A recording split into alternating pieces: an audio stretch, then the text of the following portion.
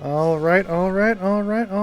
This is Ambiguous Influence back with another portion of the Pillars of Eternity randomized playthrough. So we will be continuing on tonight.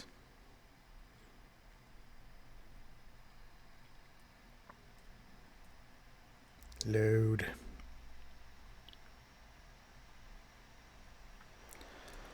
Hey. Alrighty, so last we left off, we are going to be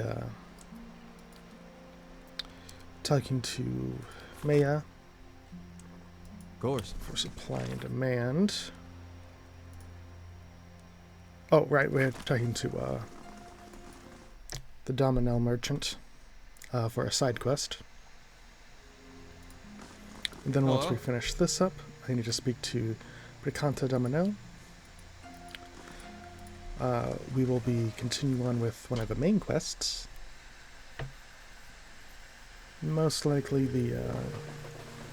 I feel like I should do the Heritage Hill. Yeah, the Heritage Hill one.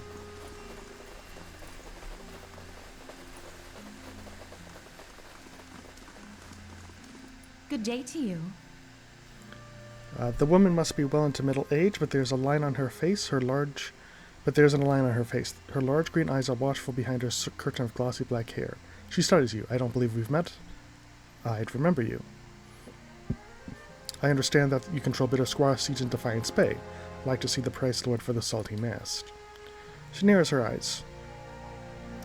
I don't know who told you that, but even if it were true, you're asking me a favor, and I only do favors for friends.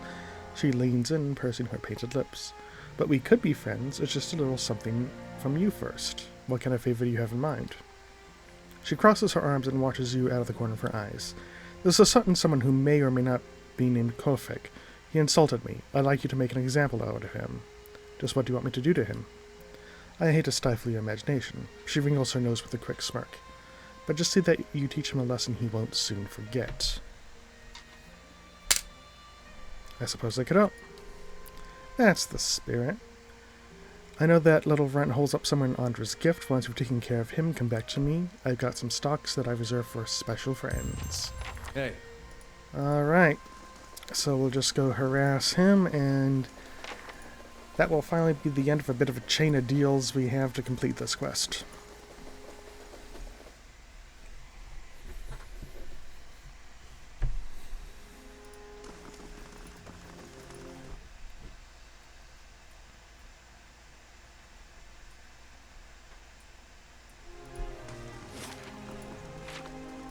Head back to Andra's gift.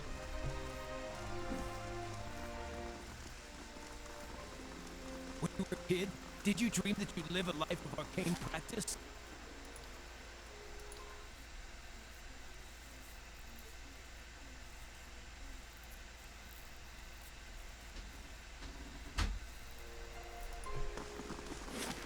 Alright, and...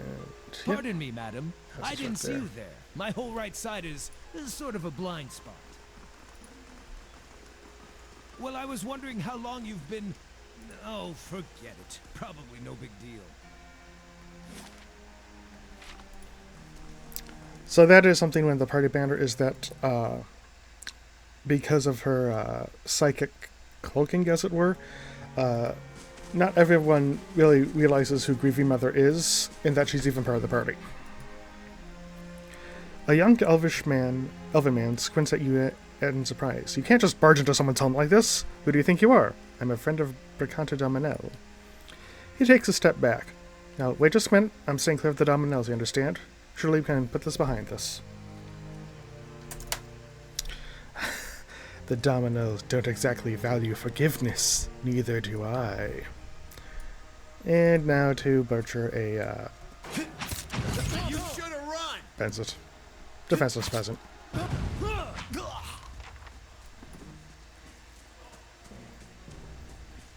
course. What an act of valor. Gonna scan mode real quick, see if there's anything hidden. That would be a negatory.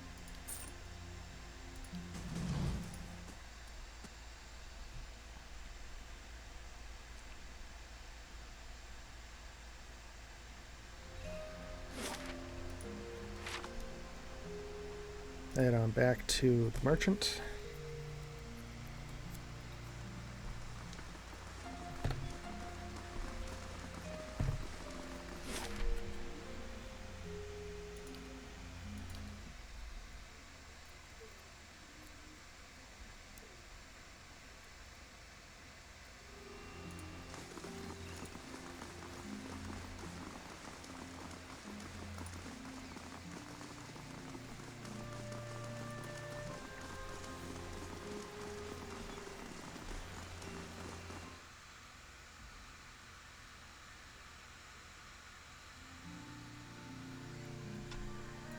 Head on back up the stairs.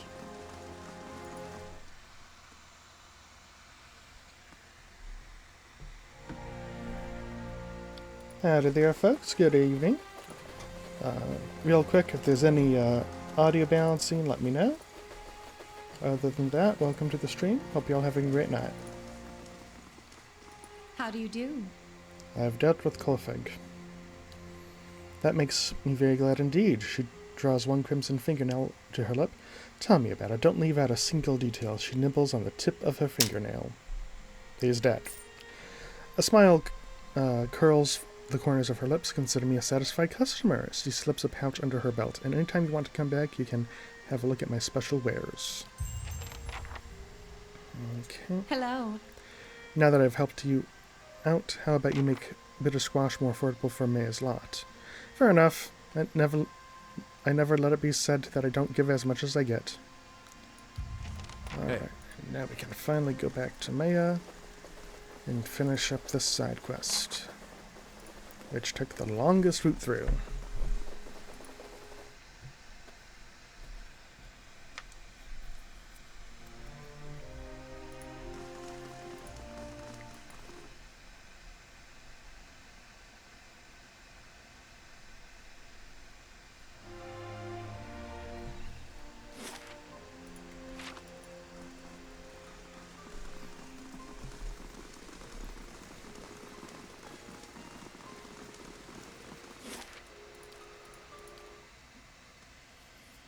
Back to the gift.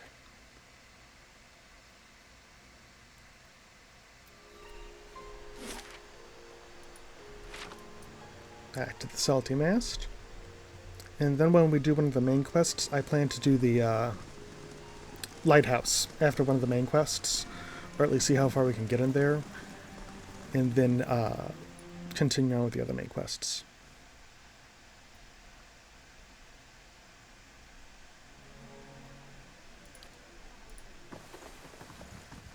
Gods keep you.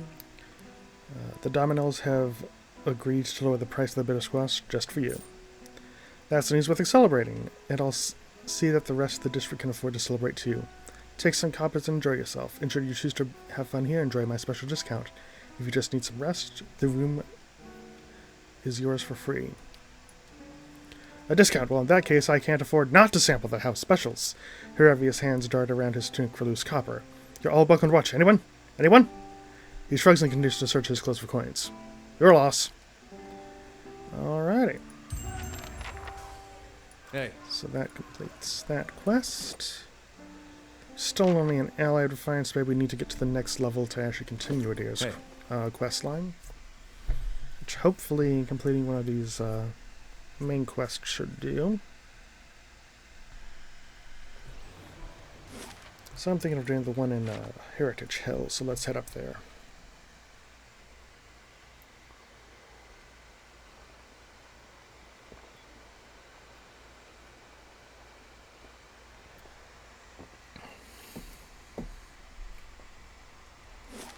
Come on, peeps. Let's go.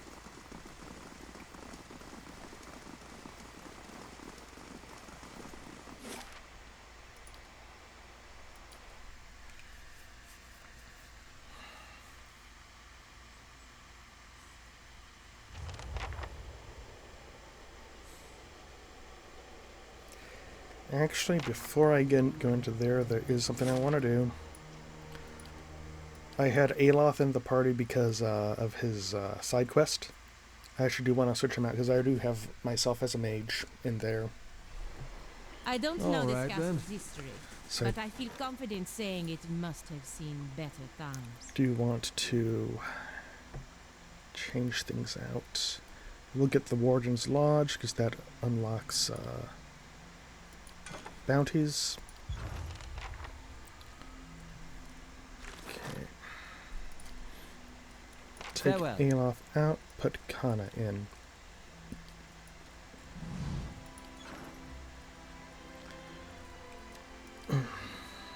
Give Kana some leveling.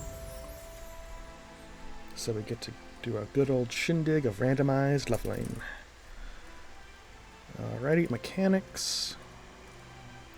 And the only one that can take the 3 is athletics. 1, 2, 3, 4, 5, 6, 7. Break out our D8. That is a 6. 1, 2, 3, 4, 5, 6. The lover cried out to the beloved, I am yours. Stir something deep inside enemies in the effect charming them. Alrighty, not too bad. And talent for him. That's in defensive. It's 1, 2, 3, 4, 5, 6, 7, 8, 9, 10, 11. So break out the D12. 9. 1, 2, 3, 4, 5, 6, 7, 8. Weapon and shield style, which he will never use. Alrighty. Hey. Let's take a rest. Hey. And head on back to Heritage Hill.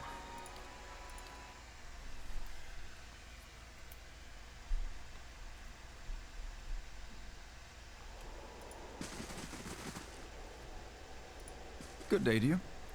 The guard holds up a palm. Sorry, but this district's closed by over the Duke himself. Wyla sent me. I'm looking for her missing guard. So you're the one she sent word about. The guard looks you up and down, frowning. I was expecting her to send a whole squad of just yours. Not that I'm volunteering, mind you.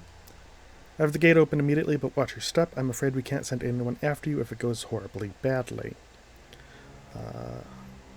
Any ideas of what might have happened to the other guards? None, and I have no desire to find out.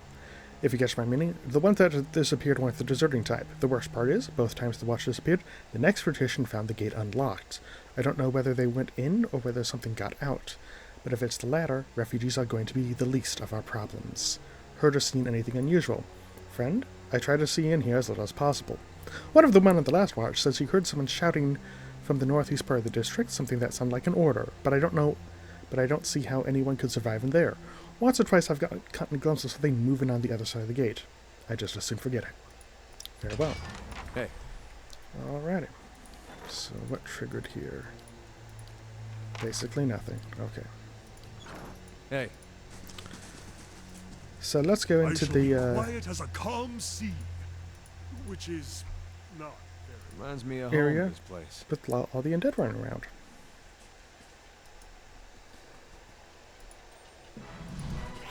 Take out fighter.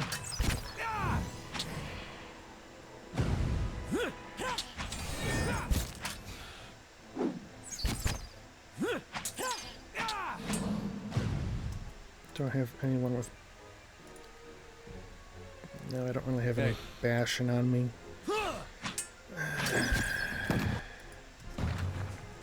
I'll make a switch over on one of the things That's how it's done. Adair is carrying. I don't know. Oh, that must have been the armor on this guy, not the actual him being a skeleton. Okay. Or not. All right then. On Adair, I actually will switch out to this one.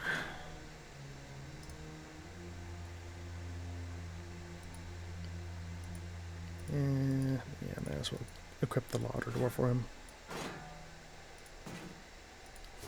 Hey. I shall be quiet as a calm sea, which is not very quiet. Let's turn fast mode off. Something twitches and shambles in the darkness between the slats. A rancid draft creeps from the house. Okay, nothing over that way.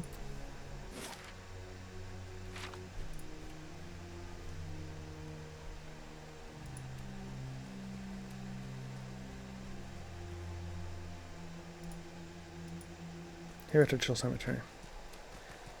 Hypothetically, since this place has a lot of vessels, I could bring Durance. But I hate Durance, so no. I can do that, as requested. These vaults have already been pried open. And after I do probably the second of the mainline quests, I probably will bring Durance into the party just to talk to him, to advance his subquests, because you have to do that, and... I'm ready. Come on, Ellie, come on. Oh wow, that's a real, that is a real little, choke point they got there.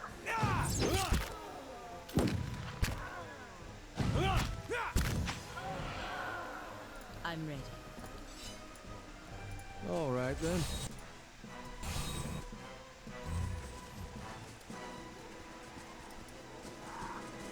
Yes, let them come to you.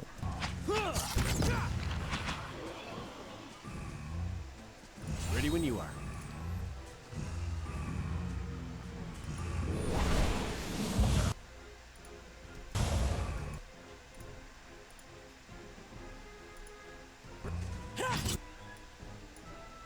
Have you to attack the back line.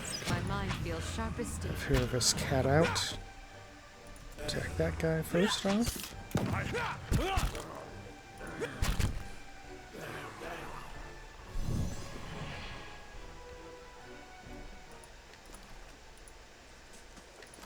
Of course.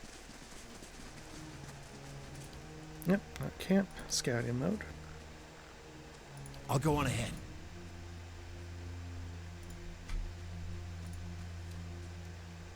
I can do that.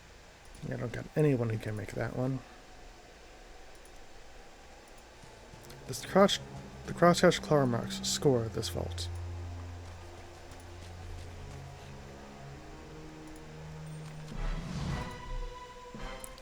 Have her obvious cat out.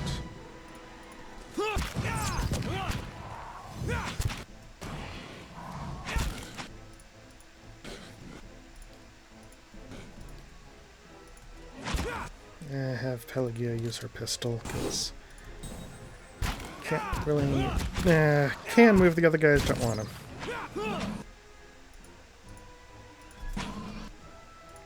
Have Adair do a knockdown.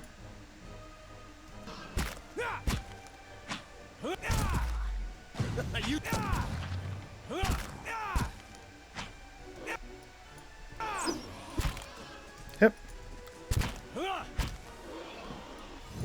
Gotta love my little misclicks.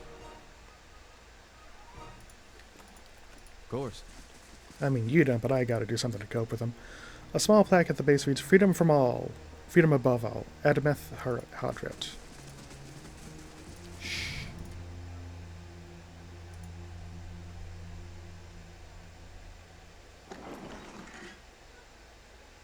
Does it?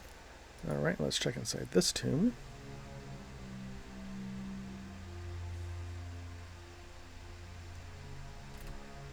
Oh, it's the Justiciars. A woman turns when you enter. Her wide, pale eyes shine like lamps in the darkness of the tomb. 4 crucible knights hover nearby, their glazed expressions fixed on her. "Reinforcements at last! I hope you've come on, because we've got to get out of here." Something about her seems hazy and insubstantial, even in the darkness of the tomb.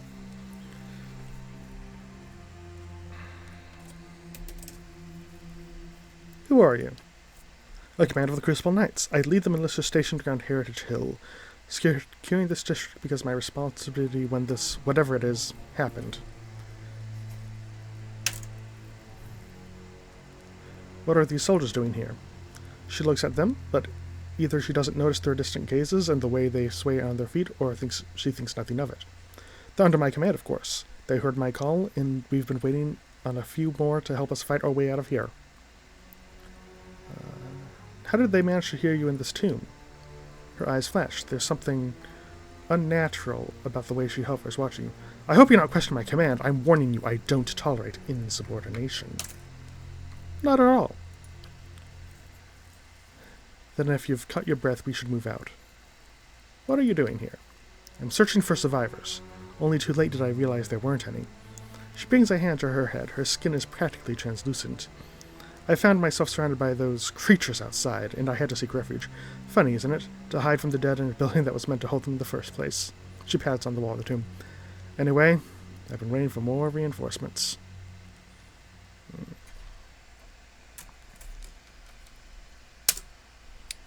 I hate to be the one to tell you this, but you're already dead. Her eyes grow cold and hard. You better explain yourself, and quickly. You're a ghost, and you've been luring Crucible Knights to their deaths. She freezes in place, hovering there. No, that's impossible. It's only been, I can't be. The other side of the tomb is visible through her gaping mouth. She looks at her hands, seemingly for the first time, turning them in front of her. As her eyes and her mouth widen and horror, she turns to you. What have you done to me? Her expression hardens, and the Crucible Knights behind her stir. Novitiates, attack! Okie dokie. So she's the one who's going to be really dangerous here.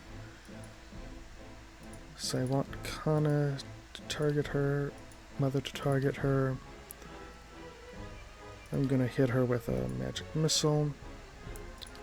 Pelagia, go up here. Adair, go up there.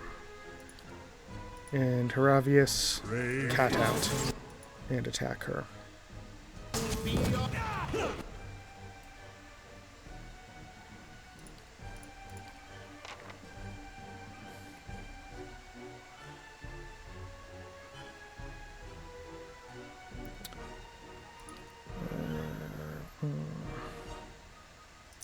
Not quite yet for that one. Yeah, Mind Blades.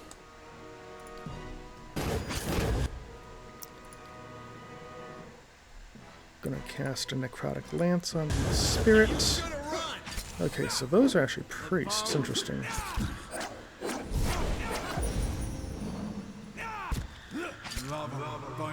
Oh god, we're all paralyzed.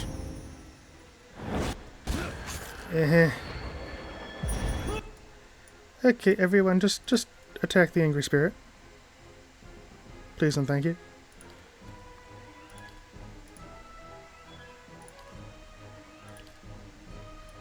See if we can get our crown.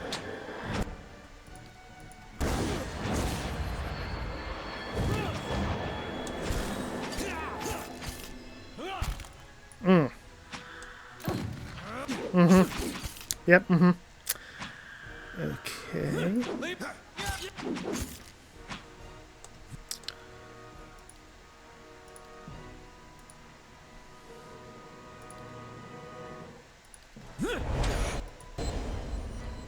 keep attacking.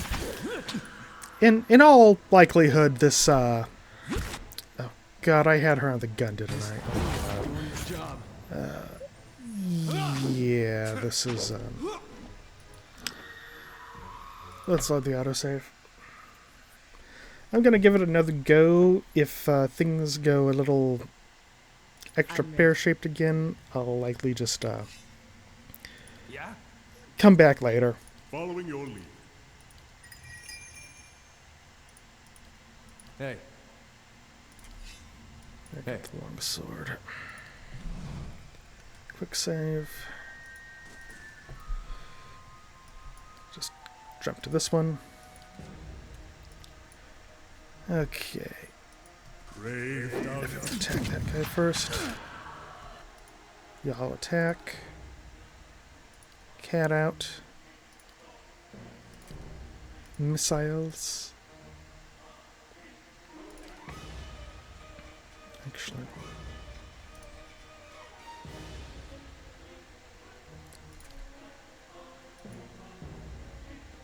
Need something?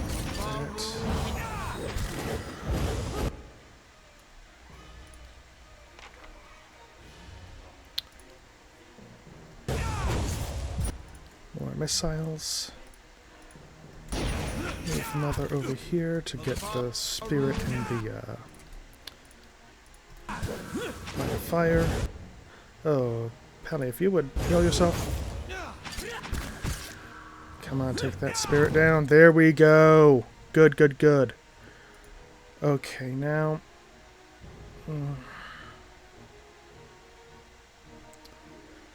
Let's see if there's not necessarily a real order there, so. Have her continue attacking. Kana, if you would raise the Phantom up. And just have Adair do a knockdown.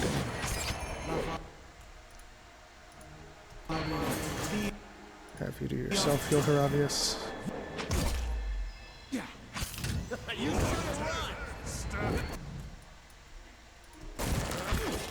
Phantom do its attacks. Okay, what can my wizard do?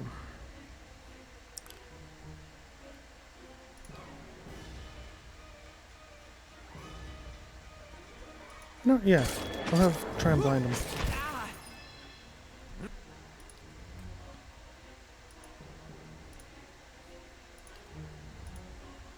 Okay, Haravius, what have we got for you?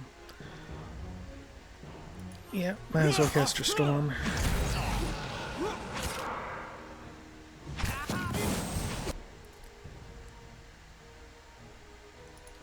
Then your heal.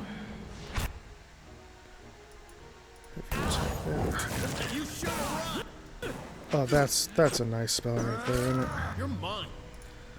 Okay, Kana, if you read summon back the Phantom. This fight is mine.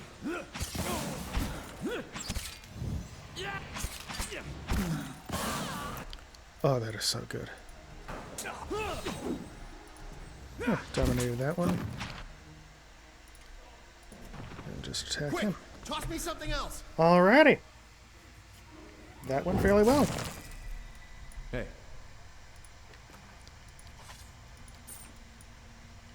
If secrets whisper here, I shall listen for them. Yeah, might as well let you the trap.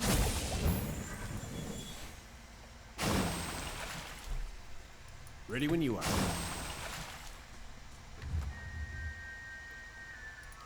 Nothing of true worth. Hey.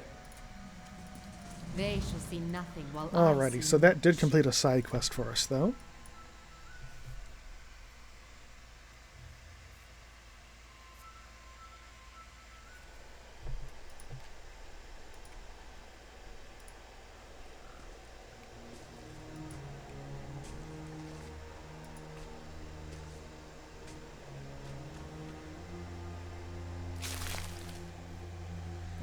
Okay, we need a key for that, so that solves that.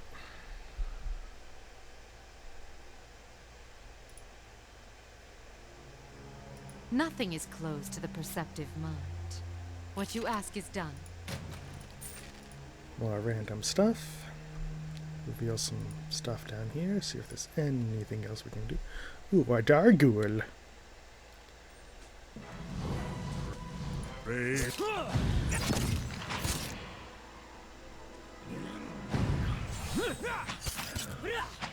Come on.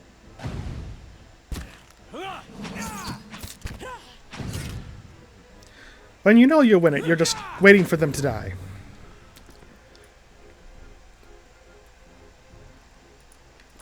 All right then. Slowly now. Okay, and this just circles back to the main rood.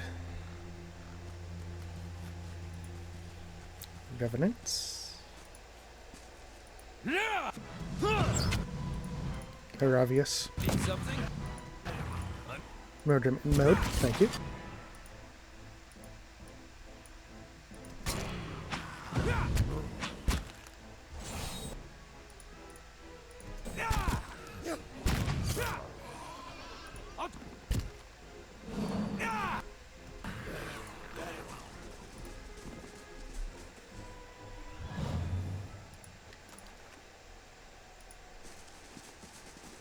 If secrets whisper here, I shall listen for them.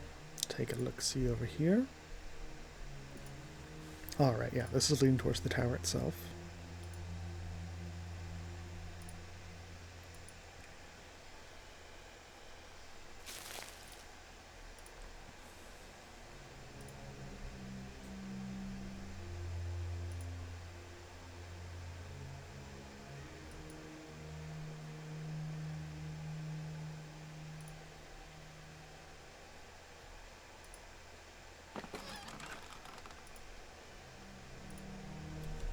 So before we go in that tower, let's go up here.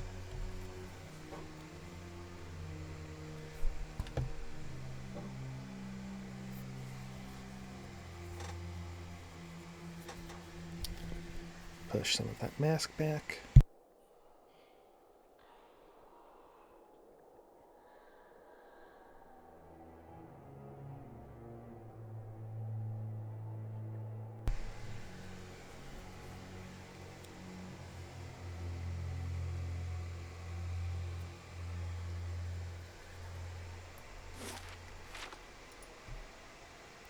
Oh, let's see here. Drop out of stealth, let them come to us. Leave. My mind. Nice.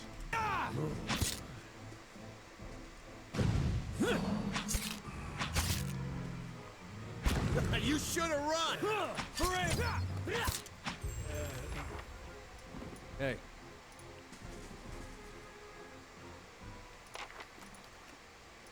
Hey.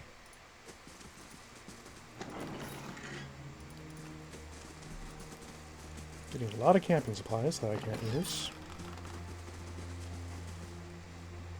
Let's head in here.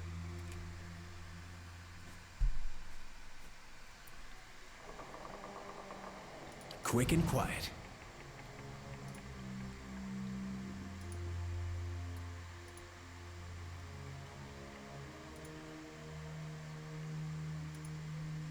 Over here. Seda, let us in. It's safe. Come out now. Open the door, Seda. The female dog who sniffs the air and rolls around, hissing, Survivor! Brave does It's the Talking Dead. not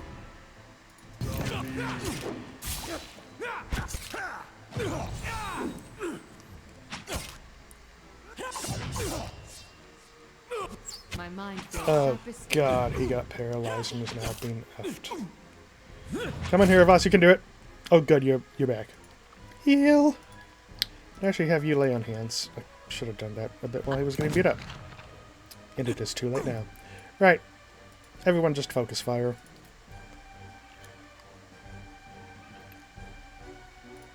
I'll have you do a corrosive lance against them. Summon up the Phantom. 9 blades.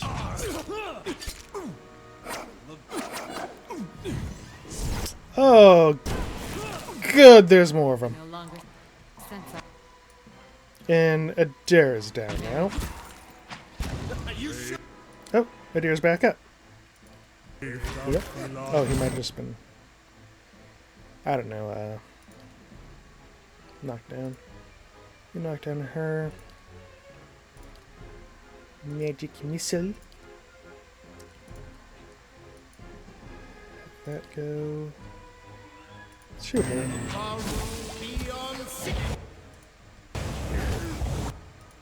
Okay, Adair, I'm just going to move you around a bit to let that burning thingy burn. Yes, ambiguous. Use your words.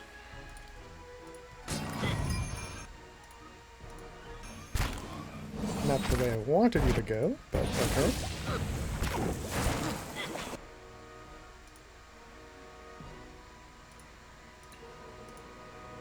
Have her move here. Kana, shoot him. I'll also shoot him. Ready when you are. Oh, come on, bitch. Stop moving. It's almost like she's trying to get out of the death field. It's so rude.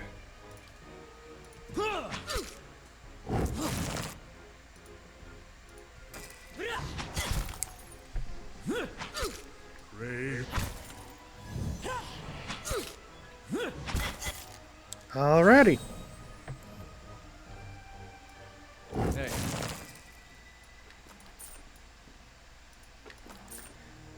And since Sirivas and Adair are both very low in health, and Pellegrino's got a wound, we are going to camp.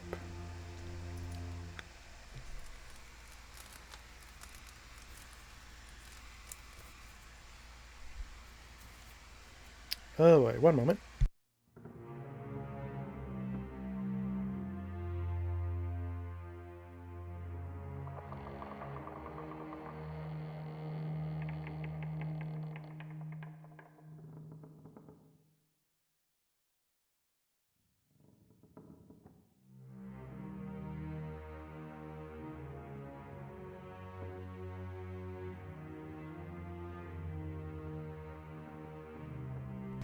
Had to blow my nose there real quick. You feel a presence hovering nearby. When you turn, you see the grieving mother observing you. Concern crinkles the corner of her eyes and seeps into your mind. You wear a call of your own watcher. I see you shrouded by old lives and unanswered questions.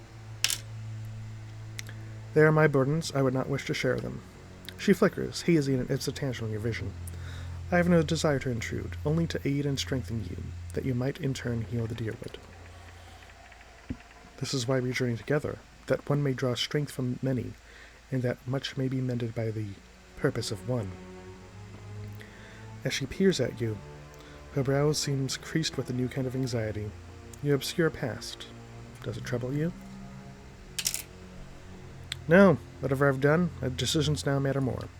She nods. I admire your clarity, Watcher, and I hope I may help prepare you for your decisions ahead. She retreats from you, fading to the background. If you did not already know she was there, you'd suspect you wouldn't notice her at all. Hey. Okay, that door is locked with 3 lockpicks If worth secrets whisper strength here, I for shall us. listen for them. Oh, and there's the key. I can do that. There's the lockpicks on that one. As requested. Head over here. Oh, quick save.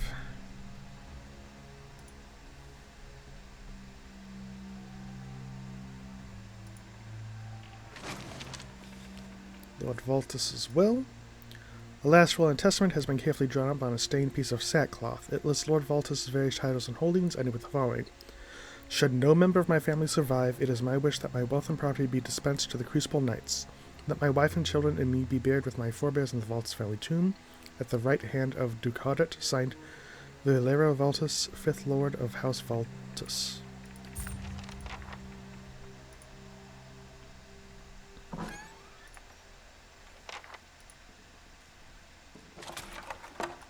Veggies, beer.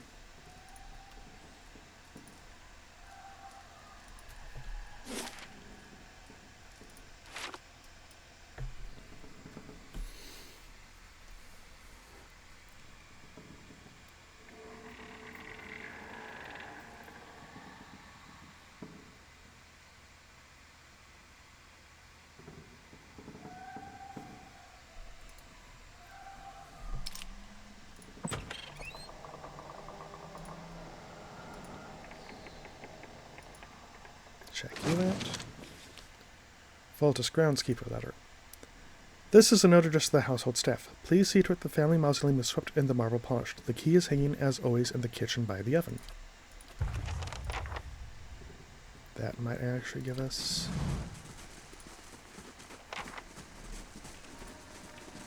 a check here.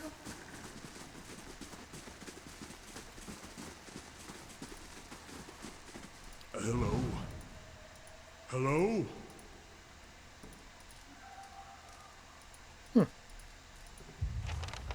Oh, there seems to be a hook match to the letter, but the mausoleum key is missing.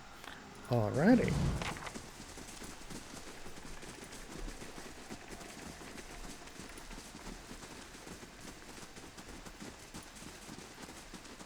Be cautious. Be constant. And yet a cat. This sharp-eyed cat is a prodigious mouser and often goes bounding off the path in search of small prey. When light shines from behind the map, there's a ragged hole to the outside as if someone dug through. Yep. So this all tells us that the Seda, whoever that was, probably escaped to the family mausoleum. Which we should go check on.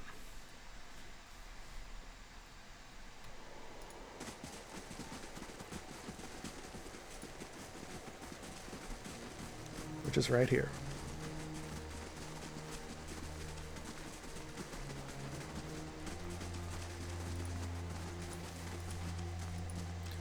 The inscription underneath the family crest reads, Voltus. And now it's open.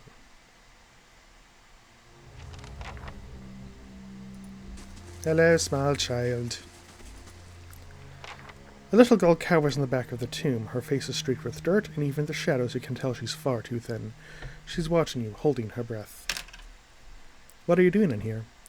She inches into the candlelight. Her clothes are little more than filthy rags now, but ripped and stained fabric looks like embroidered silk. You have to be quiet. Noise brings the hungry people.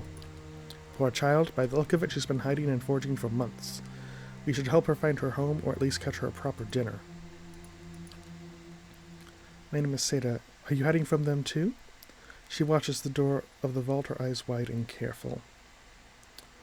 Who are the hungry people? The ones outside. They don't sleep or die, but they eat.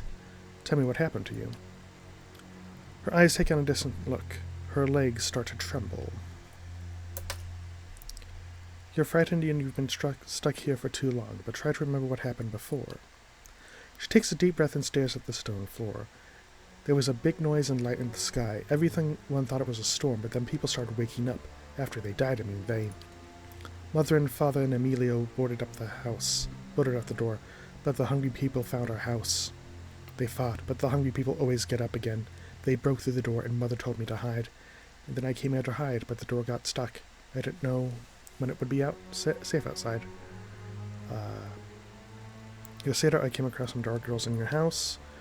The girl's eyes wide. You saw Mother and Father and Emilio? How did you get away? Let's not worry about that right now. We should focus on getting you out of here. Okay. We need to get you out of here. Is it safe? Are the hungry people out there? It's still dangerous, but the path to the main gate should be clear. Run for it. Don't let anything catch me, I promise. Hey. If secrets whisper here, I shall listen for it. Hopper. Trap. Let's leave this part out of the story. Iridescent scarab figure. Summon an Audra beetle.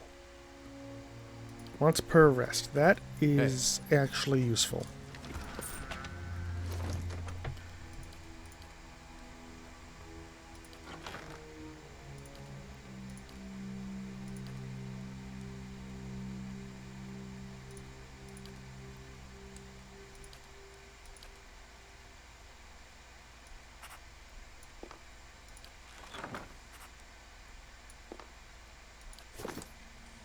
Ready when you are. Yeah, that's it right here. Okay. Hey.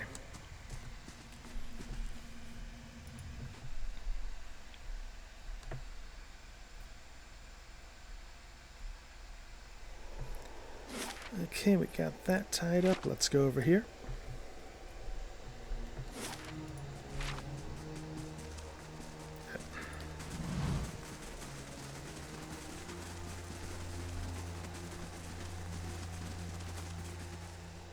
Quick and quiet. I think you were camping supplies. Yep.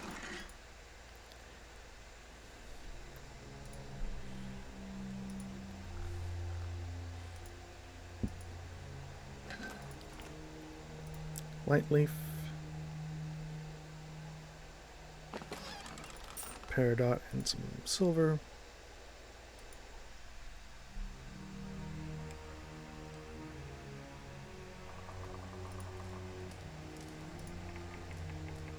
Acantha.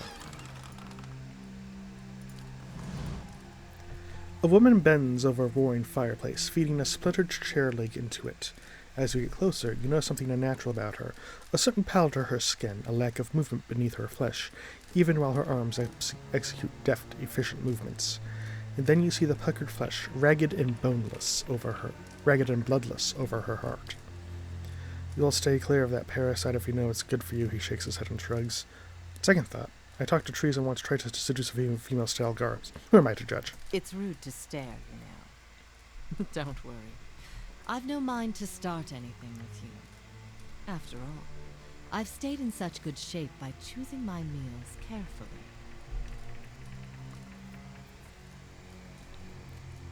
I saw you in a vision. There's something you need to do for me. Believe me, I've heard that line before. Who are you? A survivor, by the grace of my own careful preparations. When I heard the claws scrabbling at the door outside, I took care of matters myself. And since then, I've been careful to keep myself fresh and fed. Do you know what's happened here? An incredible act of animancy. of a magnitude this part of the world likely hasn't seen since Nguithan times. Someone found something very powerful and ancient, and I'd bet my own preserved life it wasn't Aldhelm or his lovely assistant. Tell me what you know about this Aldhelm. His name barely merits repeating. He's a charlatan who liked to get pretty artifacts and call himself a scholar. The pity with animancy these days is that just about anyone can claim to be an expert. I still don't understand why this district is full of walking corpses. Because someone found a way to tether their souls to the bodies, don't you see? So when the heart stops beating, when the blood stops flowing, the bodies still animate, and with a newfound hunger. She turns back to the fire. Those that can feed it with living flesh and essence stay strong and sharp. Those that can't degenerate. Quickly. I see. I truly doubt that. It's time for me to get going. Hey.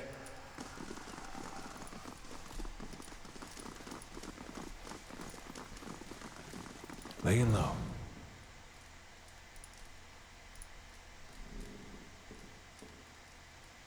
I'll give it a try, at least. Open you up. As requested.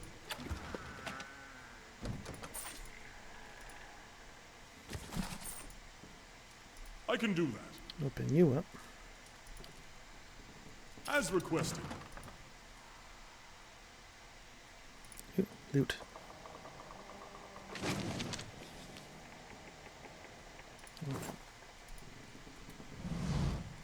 You're not one of Ikantha's servants. Please, you've got to get us out of here before she feeds on us. What happened to you? We're just groundskeepers. When the district fell to chaos, Ikantha took us in, said we'd be safe until the Knights got things under control. Instead, she locked us in here. Every week, one of those monsters who serves her comes in and takes one of us away. I don't know what she's doing, but sometimes we can hear the screams. Please get us out of here. Stay here for now. Hey. I'm pretty sure freeing them piss her off. Let's see if we can talk to her. You return. I came What if you come across a group seeking of people in this the back room. I hope you don't disturb them. Rounding them up is quite the chore. Hey. Okay, so let's make a roll here. Odd, Clarence will just leave them as is. Even, Clarence will tell them to make a run for it. That is a 6, that's even. He's going to tell them to make a run for it.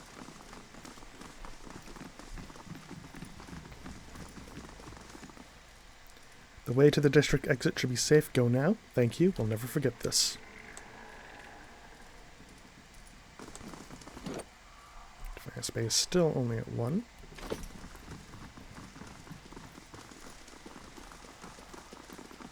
Oh, that did not actually aggro her. Interesting.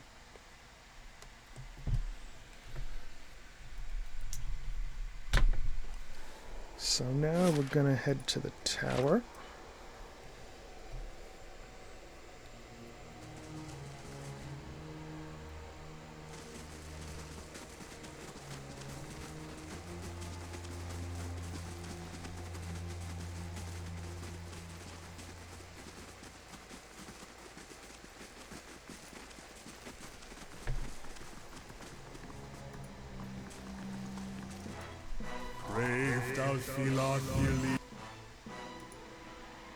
Okay, shoot the skeletal wizard.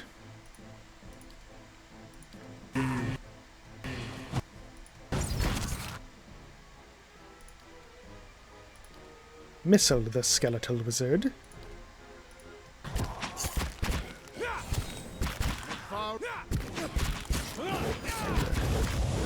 Good, good, good.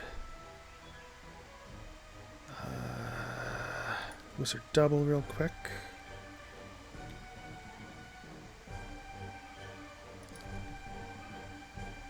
Okay. For now, have them hold this line. Heravius, if you'd come on over. Fight into the Darghoul, who can paralyze folk. Have y'all focus on them. Have you set up a link with Heravius. If you'd kindly summon the Phantom.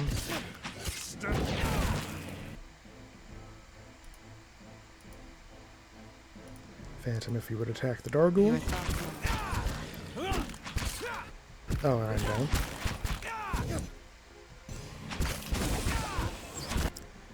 Pelagia, if you would do your self-heal.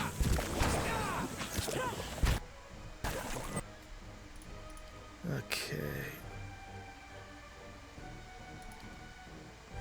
Have him do his dot on the injured. If you would knock down. Pelagia, if you would do just your Flames of Potion.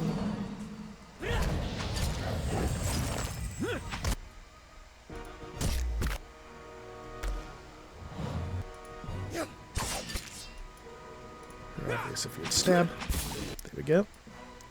And finish off this guy.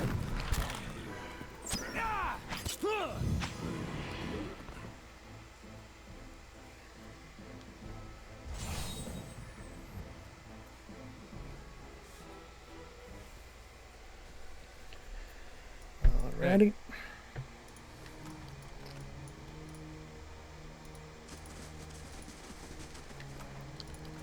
Take some loot. Eyes open.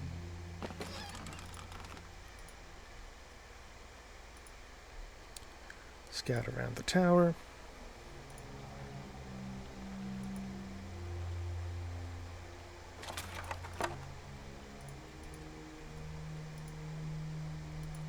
Scout up here, see if there's anything our mechanics picks up. Probably won't, but let's just see.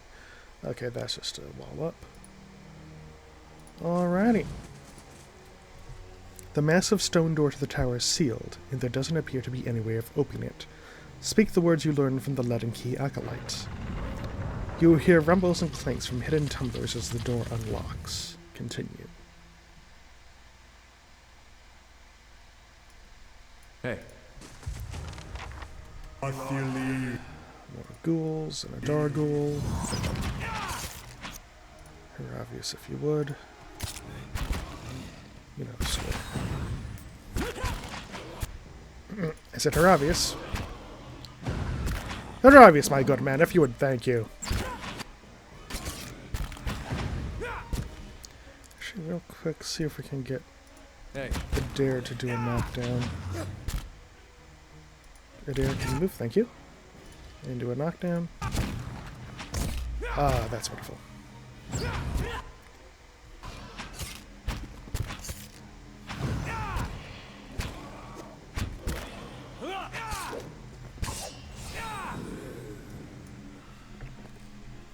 There we go. Hey. Quick and quiet. Crumpled page from Aldhelm's journal. Day 7. A week of study and we still none the wiser about this device. Trindig remains optimistic. I don't know what I'd do without his spirit. Trindig's letter. Dearest Mother and Father, you will pleased to hear that I have learned much already since coming to the city.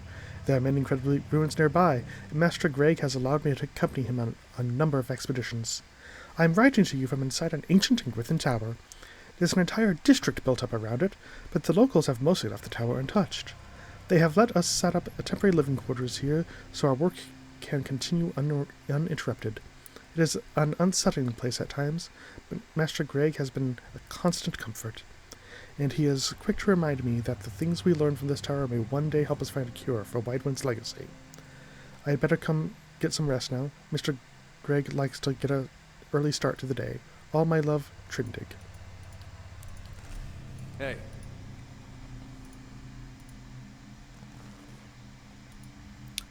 Essence shimmers and pulsates within this strange device.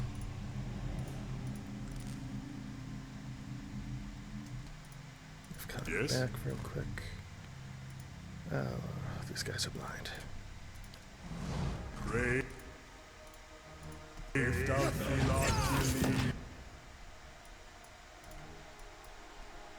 Focus on him. Use your flames. That's how it's done. And focus fire.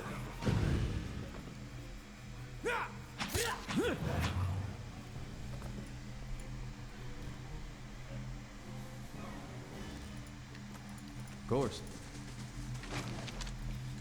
Scan out scripture, a page from Aldheim's journal.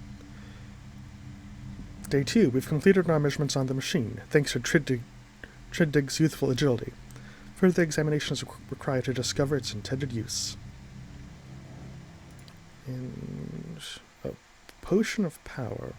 Yeah. Okay. Hey. Nothing will slip past me. Okay, some stairs up.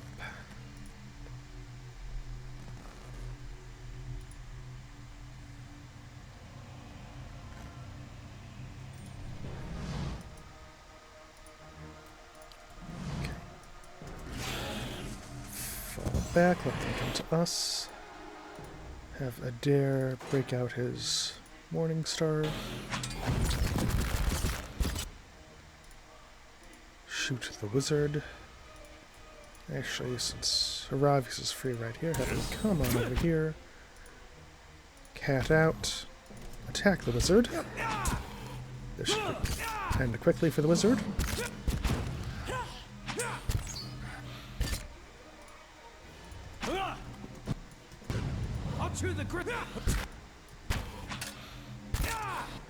And take the rogue down.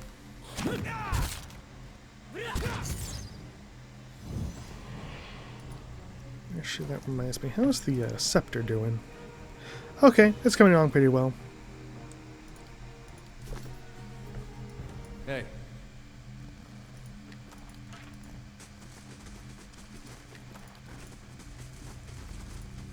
They shall see nothing while I see much. Okay, do some coppers there. So let's head up to the second floor.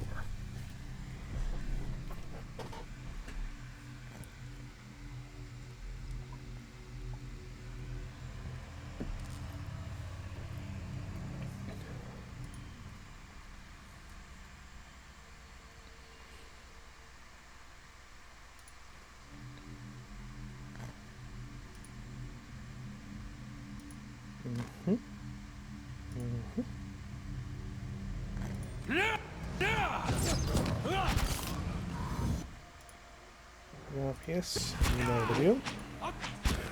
The pulling, pounding energy in the machine feels even stronger up here. Thankfully, these are just some basic ghouls, no gargoyles.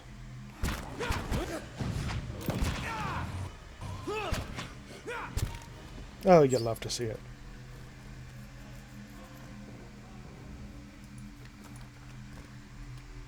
All right, then. The Works of the Inguithans, a comprehensive guide. This scroll contains a pen and ink diagram of the odd device running through the tower. Despite copious measurements and careful drawing detail, it gives no indication of the machine's purpose. My thoughts will be as silent as my feet. Destroys the living lands, I should say. The living lands, where Avowed is going to take place. I'm looking forward to that one. Leave it to me! Leave it to me!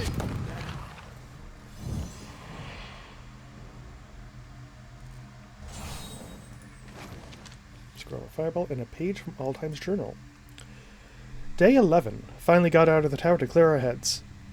Beasts take the patrons. We'll finish the study on our own terms, our own time. Just as I said as much to Trindig, the sky came to life with stray lightning.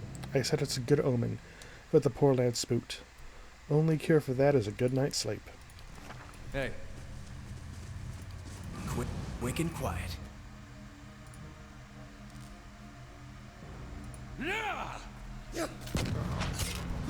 That's how it's done!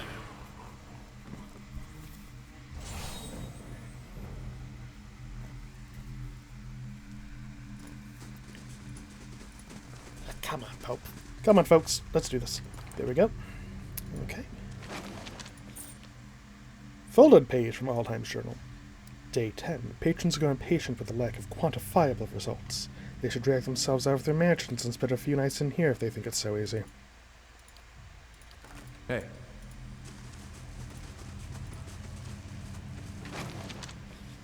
Sigil of the Arcane. +1 intellect. Letter from Acantha. Hold high. I did indeed receive your recent summons, as well as the two that came before it. I'd been waiting for you to present yourself on my doorstep so that I could give you my answer in person. A firm and unwavering no. I won't help you. In fact, I relish the idea of you and your team of glorified engineers sitting in that tower, sweating over the runes I've studied for years. Nothing gives me greater pleasure than knowing that my research, which you've long disparaged, is the missing piece in your mundane little puzzle. As you well know, it's knowledge. I've always valued. I'm just around the corner. I encourage you to find me should you wish to rehash the conversation in person. Yours truly, Akantha. Arcane dampener, that's... okay. Suspends faux buffs, not too bad. Hey.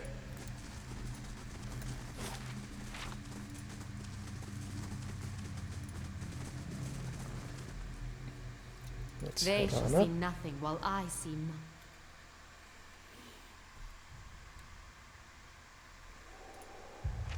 Let's try this configuration. Still nothing. Confounded device.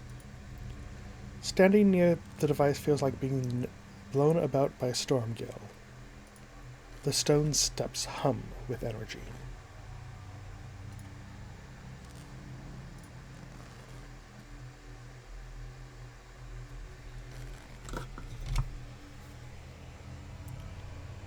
Alright, let's give a talk to you.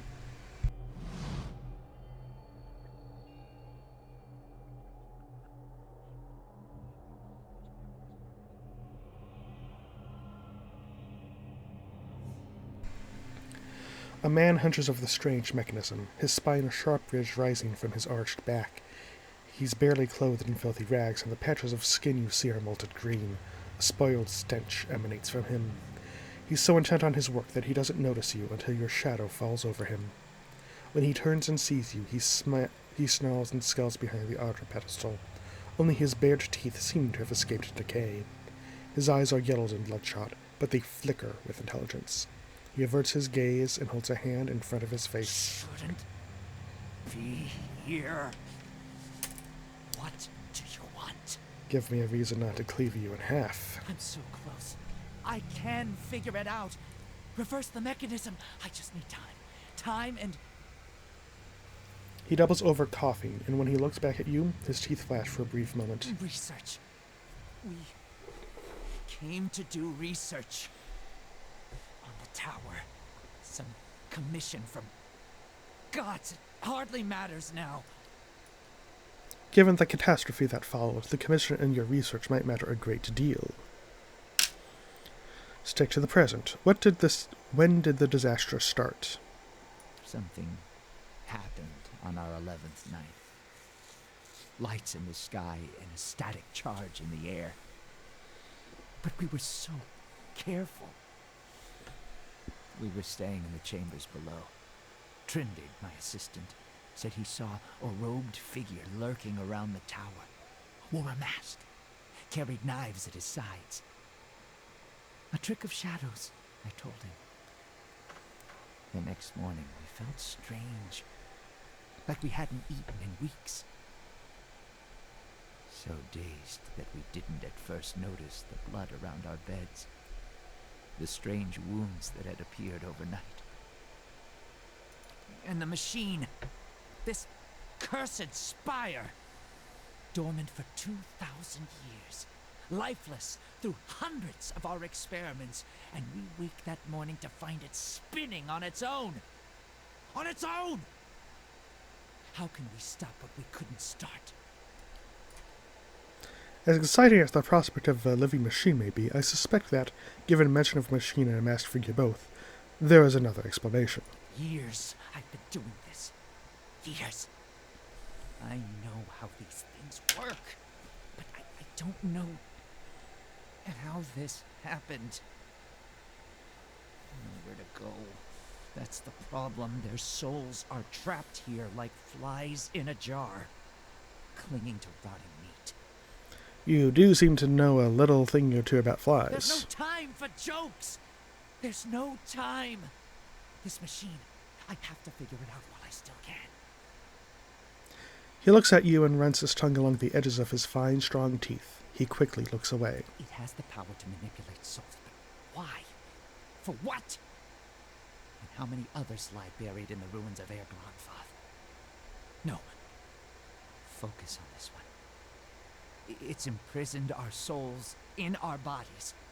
Cut the root between essence and flesh.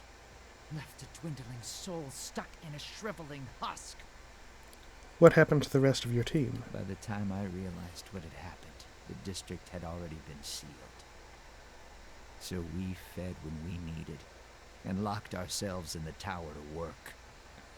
And then there came a time when the hunger struck, and there was hardly anyone left. You're not like the ghouls on the street. Not yet. But I will be. My body is dead. My soul, imprisoned in this corpse, only makes it seem otherwise.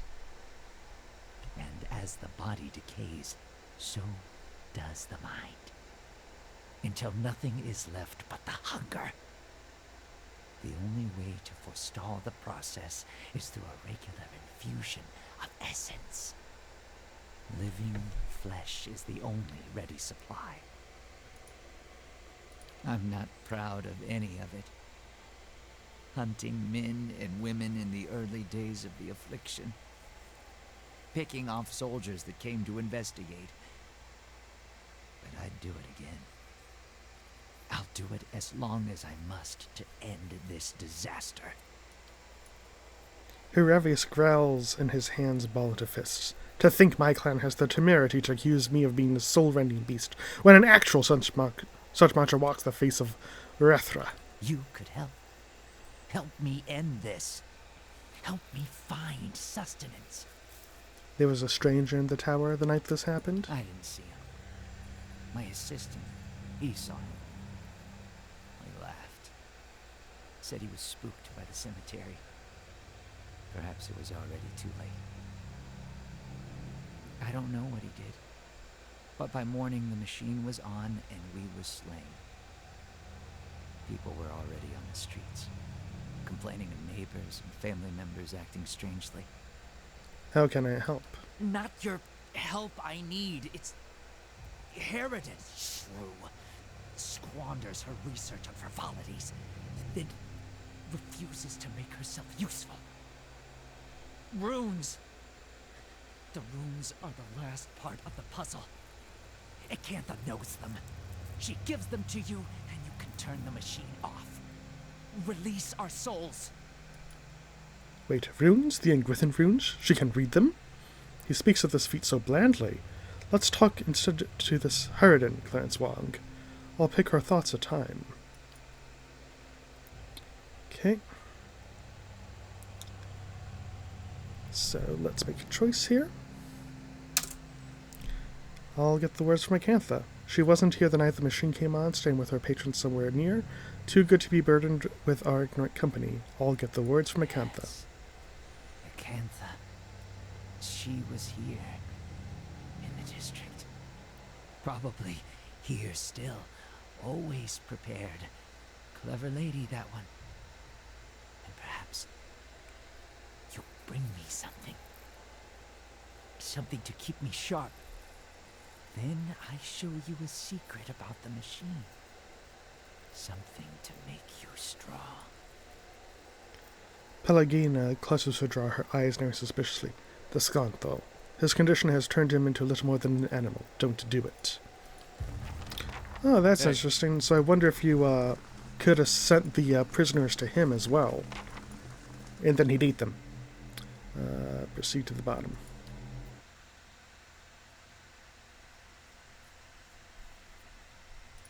I don't think I've ever done that.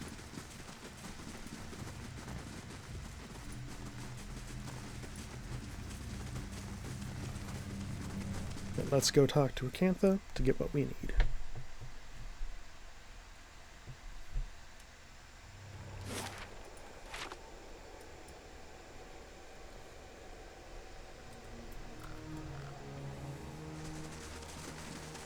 Yeah, you could probably also send the kid there too.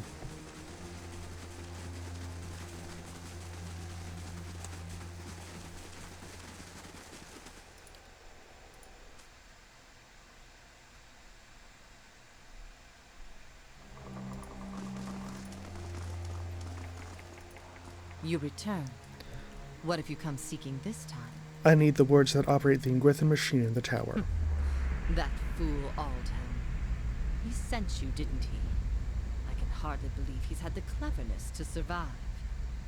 That simpleton thinks he can understand how to use something without understanding what it is, or why it is.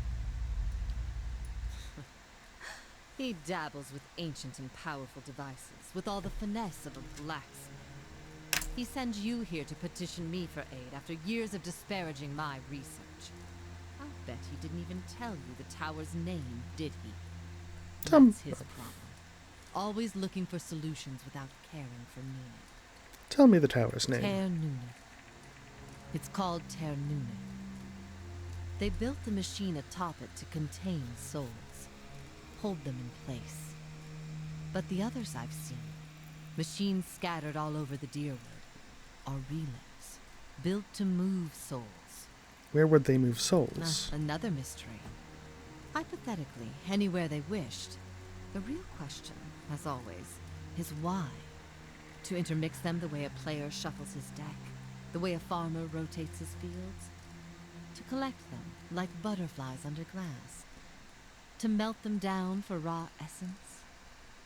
Yeah, unfortunately, I don't know.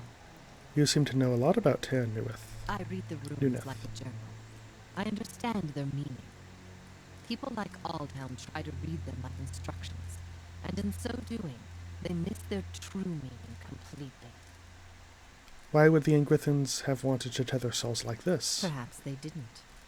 Perhaps that's why they built no other machines like this one.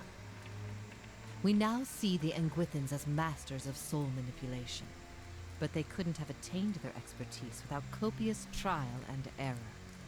Perhaps this was one such experiment.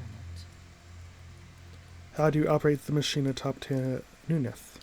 Back to these tinkers' concerns. And what would you do with these tethered souls if I told you? I don't know yet. A level of humility rarely found in my line of work. Most refreshing. I can help you, but I won't. The pride large in her soul flares up, twisting into the shape of something that writhes and squeals within her. Here I have specimens aplenty and time enough to observe them all. It's every scientist's dream. My answer is no. What? But what good is observing all this if you're going to hoard it for yourself? Tell her, Clarence Wong, an entire language at your fingertips, and she hides it away.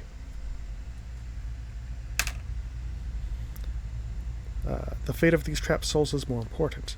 They're inconsequential. Their existence means nothing. They don't even understand the predicament which you and I see so clearly. Through them, I'll accomplish more than any of my peers. And who will know about it? The pride thing flickers as the flames around her bit. All I've learned, years of studying with the language, no one understands better than me. That counts for something. But what use is it? Uses? Why must something so pure he fashioned into a blunt instrument? Why must something so pure be fashioned into a blunt instrument? Knowledge is meaningless unless it's shared. A foolish and false sentiment. Knowledge is meaning. It needs no external purpose. Her pride smolders still. Your opportunities here are finite. One day the knowledge will die with you. The pride hisses and sputters. It's little more than an ember now. You're wrong, but there's no conviction at first. I'll build it forever. I'll cling to it. That will give me something. Will that really be enough for you? The dying cynical's life. It will. It must be. Teach me what you know. I'll make sure it grows and your legacy lives on. Your words finally quench her pride, and all that remains is a blackened, diamond-hard rock. You cast it away, where it melts into the darkness. So be it. My studies and efforts shall grow through yours.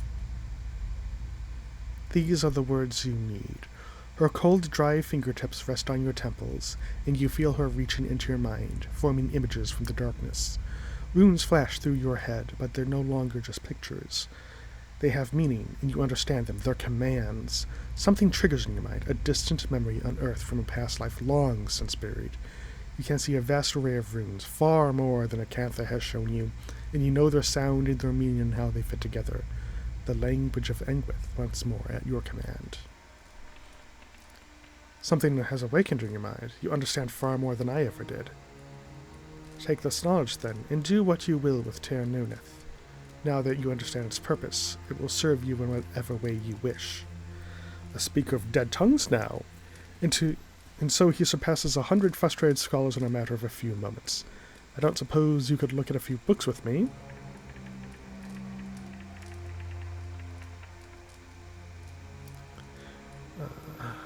You said that the towers around the D-word for construction move souls. Why would the Ingwithans have wanted to do that?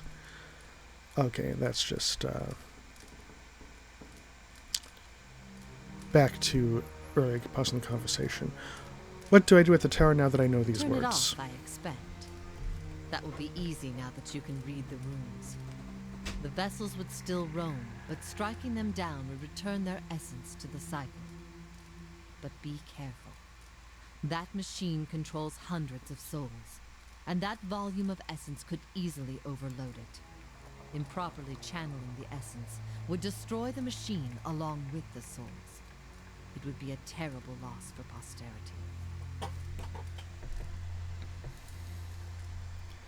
I don't know. Destroying it seems like it might do this place some good. Explain how the controls work.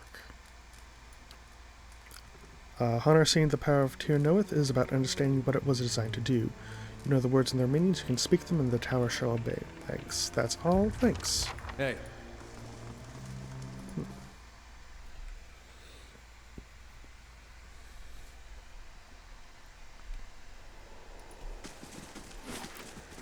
Let's head back to the tower.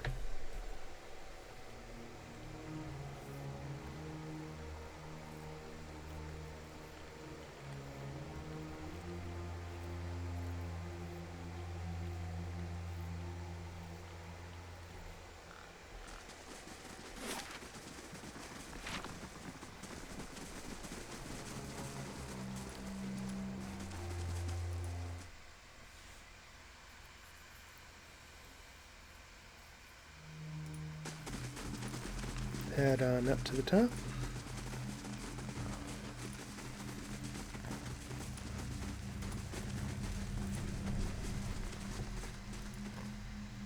Proceed to the top.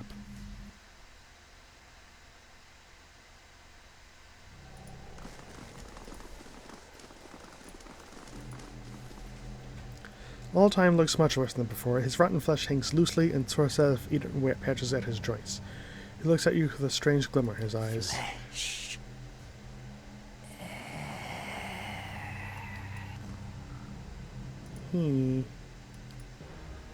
Okay. So yeah, since we didn't feed him, he's gone hungity-dungity. I'll daze him.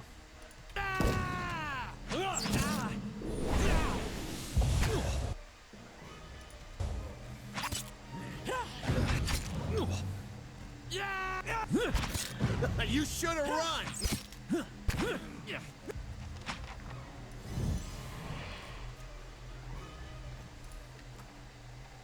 All Times Journal. Incantha insists on pursuing her own research on the tower despite my arguments that pulling enlarges both her interests. Or her expertise in the Ingwithan language, I'm convinced that she knows more about the tower workings than she lets on. Hey. Okay, a jagged Ardra pillar rises in front of you, encased in stonework and run through with copper veins. The panel is covered with runes, which you can now understand. You recognize the word for end and for hold. The dial is currently fixed on hold. You also recognize an inscription on that the manner in which you turn the dial is a means of throttling the device. So let's see if we just turn it off or make it go kabooey. Choose end. As the command words leave your lips, the dial sinks into the Ardra under your hand. Something like a thunderclap sounds overhead. The sound fades from the machine as it falls dormant.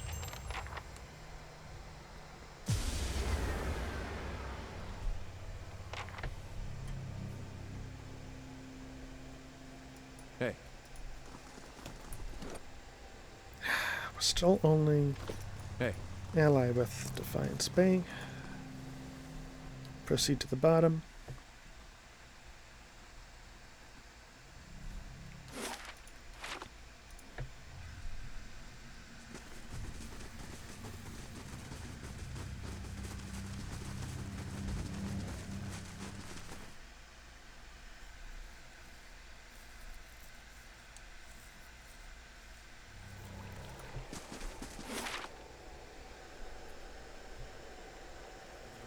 Beg your pardon, I have a message for you. You are summoned to Harded House where Lady Webb wishes to meet with you as soon as possible.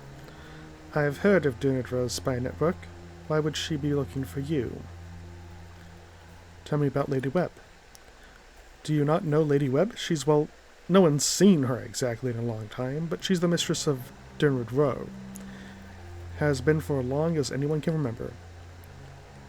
She's supposed to be old, older than anybody, but she never leaves her room. Some say she's wasted away and she's just a pile of bones, kept animated by dark magics. She's still at it, as Dermot can tell, learning things, keeping us safe, pulling the strings behind the throne too, it's said. Has a ring of ciphers doing her bidding, telling her everything that goes on. You do wrong in this country, before you go asking the gods for forgiveness, best you ask Lady Webb first. How did you know where to find me? Well, it's Lady Webb, she knows everything. But, Dunwood? A whole mess of ciphers run out of Hadrat House. They make it their business to keep the peace, but they don't like it when you see them do it.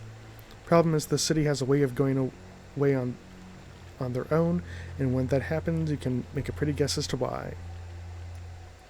Where can I find Harded House? In Brackenbury, my lord. The southwest corner. You'll find the lady upstairs. Very well. Hey. So we will go see her before we embark on the second of the missions.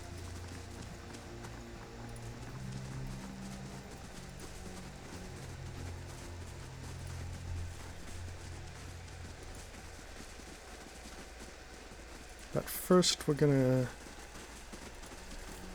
go to the lighthouse for that side quest. There, that's the nice man who helped me. And thank the Iron Arm for it. We'll get you sorted out at the keep. The tower, it's off. Does this mean the curse on Heritage Hill is lifted? I guess I just moved a dial around on the machine and the tower. So you turned the tower off by accident? I suppose we should wait a while and see if it's really safe. If so, good job. Hey. Actually, first, I will go to First Fires to turn some quests for the Crucible Knights.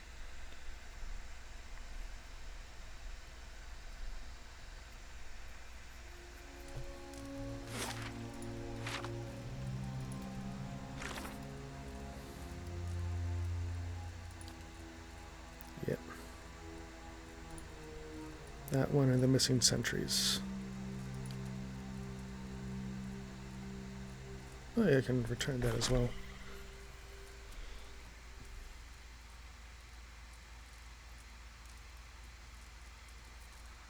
Speed up.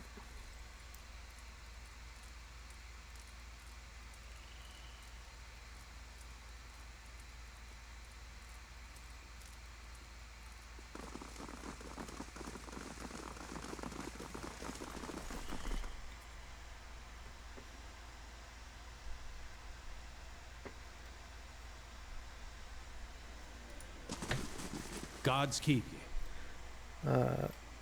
Aldemir gives him a praising eye, judging by the scars on his face. He's lucky to be able to do that much. Every day we get more from the hinterlands pouring into Defiance Bay. It keeps us busy in the watch, it does. You look like you've recently arrived yourself. I have information about Eorn. He glances around cautiously and then leans in towards you. He lowers his voice. Eorn, you said. Well, what became of him? I found him in the catacombs under Copper Lane and killed him there. Well, nicely done then. Eorn's seen too. And already buried at that. You've saved us a great deal of work. You've done the Crucible Knights a real service, and we won't forget that. Here, something for your troubles. I had to dig through the catacombs to find him. Surely that's worth a little more. Suppose you're right. The place is crawling with foul things. Here you are. Again, you have our thanks.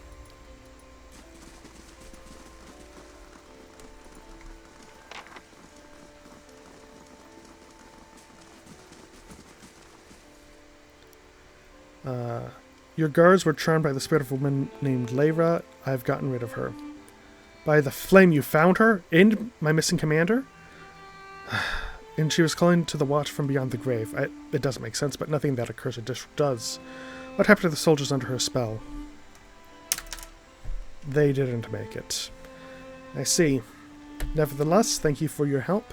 You've left me with as many questions as answers, but at least I know what happened to my troops and Commander Lyra. Please accept this as a token of my gratitude. Okay. Got those done. Alright. And we should be able to talk to the records keeper and progress Adair's quest now. Might as well do that while we're in first fires.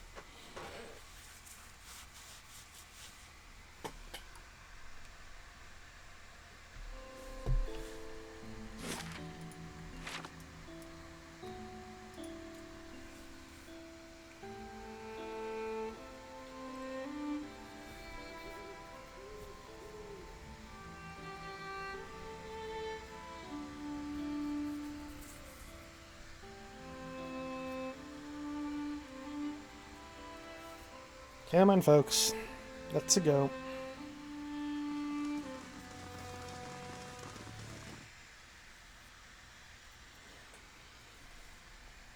But how's everyone out there doing tonight? Ready for the weekend? Ready to have some fun? I know I am. But it already is the weekend Saturday. For some reason I thought it was Friday night. Don't ask why. Nothing will slip past me. Records keeper. Greetings.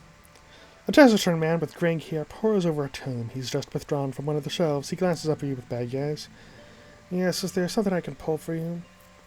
I'm looking for militia records from the time of the Saints' War, trying to find out what happened to someone. The man clears his throat. We've had a number of inquiries about such information. I'm afraid we've had to bar access to the public. Seems like there's still quite a number of folk in Deerwood who bear ill will toward Raid Sarens. It would be irresponsible to surrender the names to just anyone. Many came here to settle here as refugees. For the first time, he turns his full attention towards you, and his eyes flick in recognition. Of course, that policy is for the general public. Exceptions can be made for those who've already proven their worth. He looks up at a shelf and withdraws a thick volume, shifting a layer of dust aside with his hand. The rosters are in front, the inventories of the dead and back. He passes it into Adair's outstretched hands. Adair leafs through the book for some time anxiously, running his thick farmhand fingers over page after page of names. At last, his hand stops, his fingers just below one name. Odin Talesh died 18 Majavernho 2808. Third Battle of Cleaban Relog. Blazing Glonfather names, I swear. Raid Saris? I'll be the effigy. He fought for Raid Saris. Why'd he fight for Raid Saris? What's it matter? He was a traitor. But that's just it. Wouldn't always do the right thing to do. If he fought for Widewin, he's not the traitor I am. We gotta go there. That battlefield. Clea, the one I said. I don't know how else I'm gonna make sense of all this. I gotta see what he saw. And who knows, maybe his spirit will even be there and you can have one of your weird talks with him. Worth trying, right? I'll help you in any way I can. I appreciate that. I wish I could say you won't regret it, but you certainly might. Hey. Alrighty.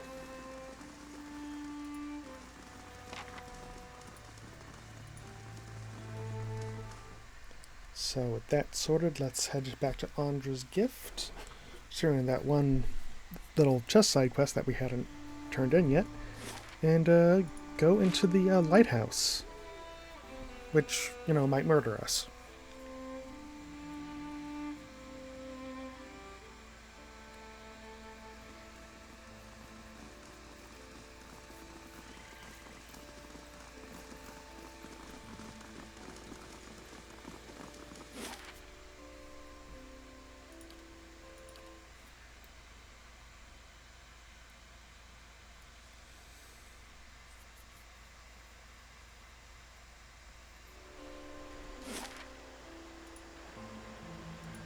First head here to turn in that chest quest. In the builders? I don't really want to get into it. I promise not to comment. I'm a student of culture. It's hardly my place to judge. Not that. If I started talking about the builders, it'll remind me that I ought to kill all of you for violating the sanctity of their lands. You're right. It's a very personal question. Let's drop the subject. Eyes open. Well met, friend. Okay, here you are. Contest intact. Yeah, you did it. I mean, I knew you would, but thank you. It's all here. You saved my life, friend. Truly, I owe you one here. the week's wages, like I promised. Glad to help. May Mogren grant you victory in all things. Thank you again. Hey. Alright, and into the lighthouse. Okay, we're still a bit away from the level up. Yeah. About 2,000 plus.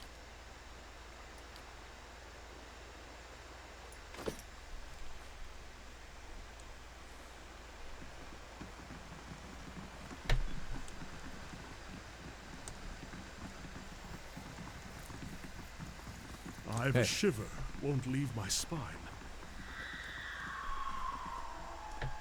Now that's a good sound. I will switch back to the Blade of Yenwood because it is good against spirits, and spoilers, there's a great deal of spirits in there.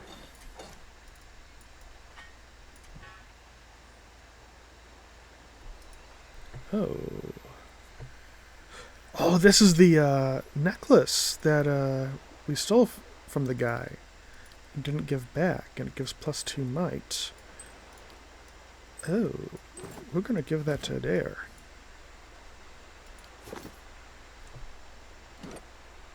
Yeah, that puts his might up at 18 now. Nice. And his resolve is at 18. Dude, you are like protagonist levels right here. Come on. Hey. Hey, indeed. 19. Was that a 19 con? Yeah, 19 con, 18 might, 18 resolve, like... Slowly now. Pure protagonist levels right there. Come on, man.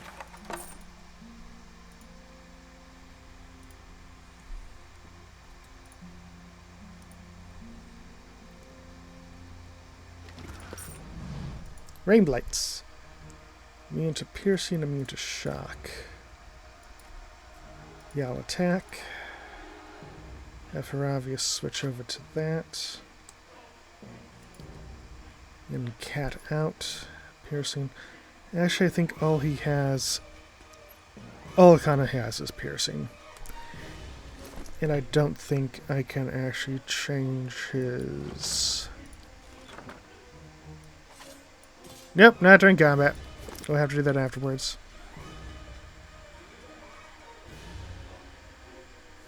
Okay, that at least does slash with the knife.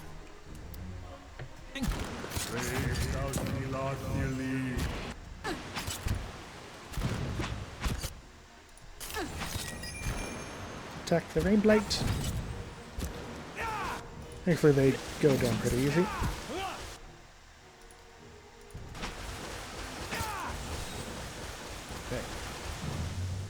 The trouble with the elementals, the blights, is that they can summon more blights. Now, thankfully, those blights they summon can't in turn summon more blights, but I shall listen for them. It's still one of those things of like, oh no, must I? What you ask is done. Okay. Lots of shades.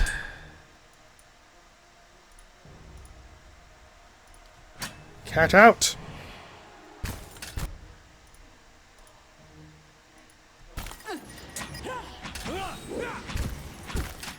Yeah, and the shades and shadows like to teleport around and make your battle line mean nothing.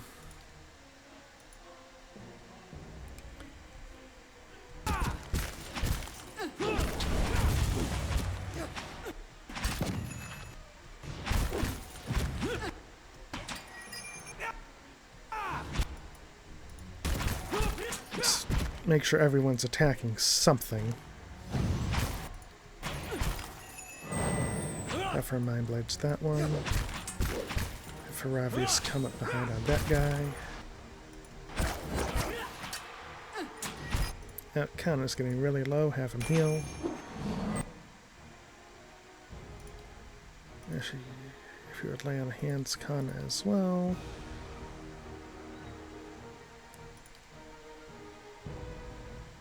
I'll magic missile these guys. That guy, I should say.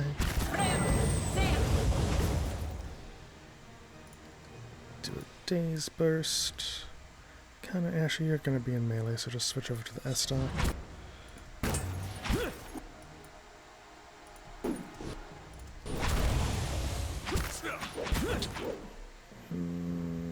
I'll have her have you switch back to a spear. You attack. Quick! Toss me something else!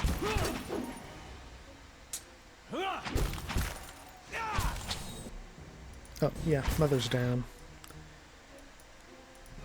You attack. Ravius, do your heal. Have them attack. Have him attack. Kinda. Sun up our own phantom.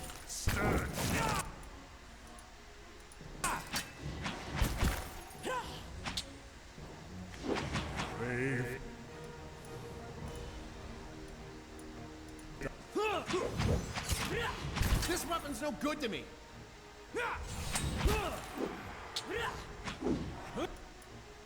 And finish him off. Hey. Ah! It leveled up. So our next level up is by causing the Domination Affliction 15 times with Gid Heaven Ascends to unlock the next level. And thankfully that just happens on its own. And so right now it's still an accurate 4, and it has Griff's Authority once per encounter. Target 22 to 32 crush damage, 15% damage is raw. Accuracy versus deflection. If successful, stun for 6 seconds against a will. Okay.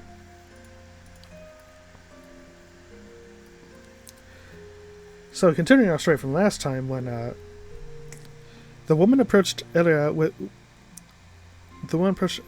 told to bow her head to receive the kiss of Ingid. She did so and was quickly filled by a barrage of savage blows from the Mikvin. It was the last time her authority was challenged during her reign. Yep, kinda figured. Hey.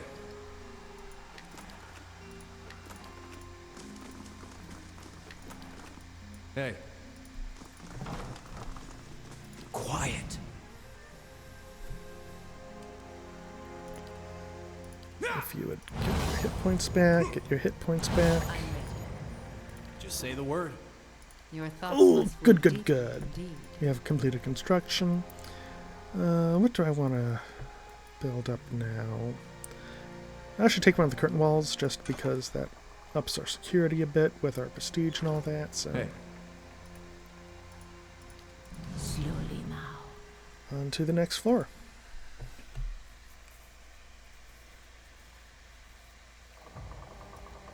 All right then.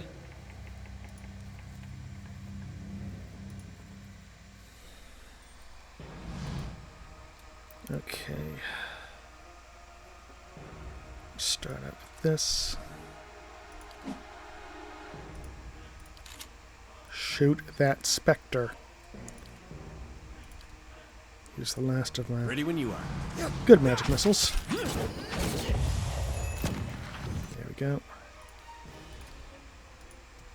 Flame that. Good. Almost dead. And anytime now. Have Ravi's cat out. Good, it's catted out. Have the cat kill this shadow. Y'all to attack here. Adair, if you would knock down this guy. Hard to hold on.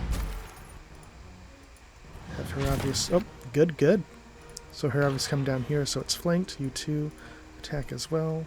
Oh, and Grieving Mother is dead again. Well, unconscious.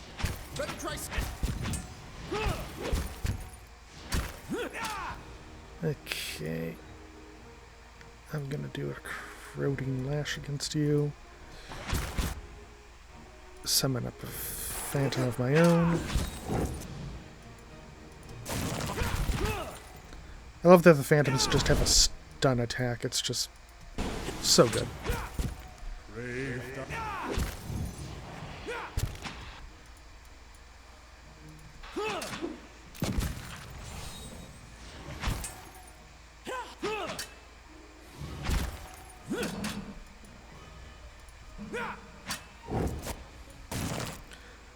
we got that shade dominated once with the scepter. Hey.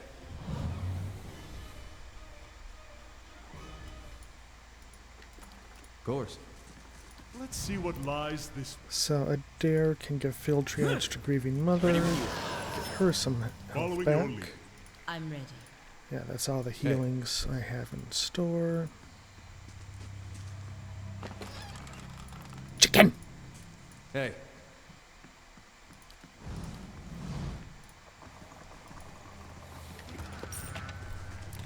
Quick save.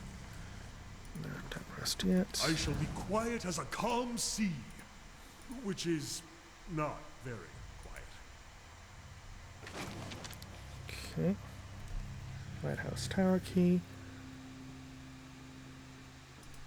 This nose is stiff with Agent Salt. Adir reinforcements advancing. Immediate activation of Andra's gift by order of Duke Hardet.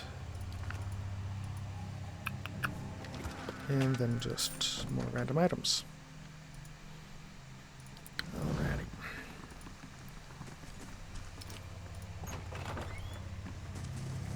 And let's head on up.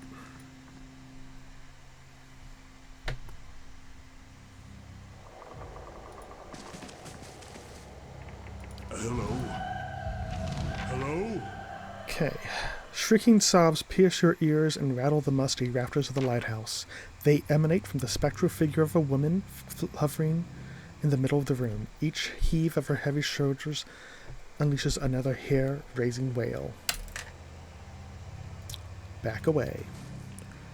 Okay, I got lucky on that roll because that means I can send some folks into scouting mode. See who has the highest stealth. 2, 4, 4, 3, 6. I'm a stealthy little wizard. Ready when you are.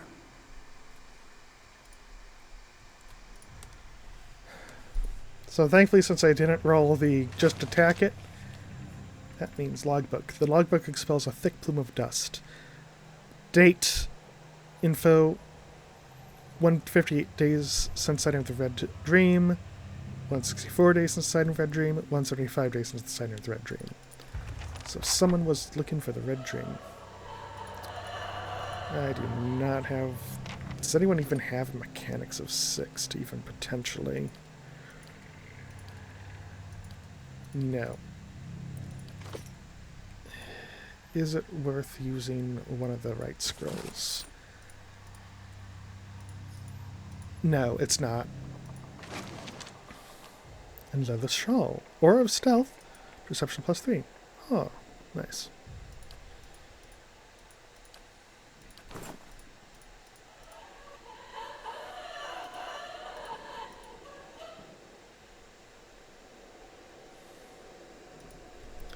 Because I do have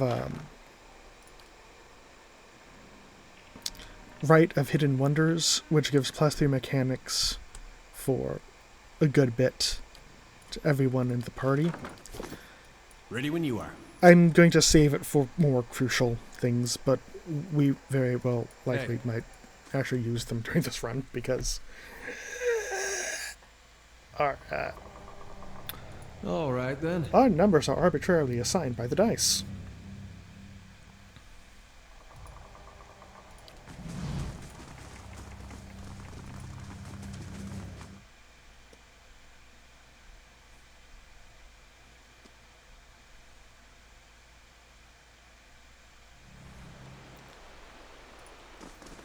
Okay, Satakti Nia. Have you heard of the Red Dream? Who hasn't? The ship's been running raids for decades now. Used to stop in New Hammer laden with spoils from Watauran traders. These days, I hear she spends most of her time prowling the Deadfire Archipelago. That's her. When she's at port, her captain, an elf named Meowith, takes her shore leave over at the Charred Barrel in Brackenbury. Believe it or not, she likes her creature comforts. That's what I'm talking about. When a pirate won't even set foot in the tavern on this side of town, it's high time for a new establishment. Hey. Alright, so let's go over to the Charred Barrel.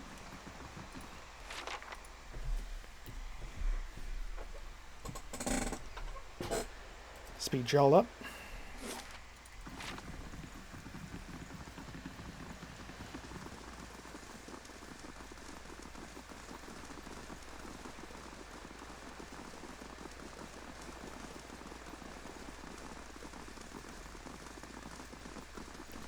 while I'm at it, and before I forget, I am going to change Kana from the S-Stock to just the Great Sword.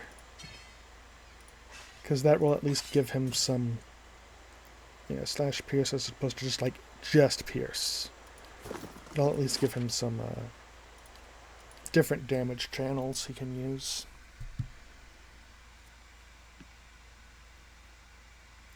Fatigued mind is a weakened one.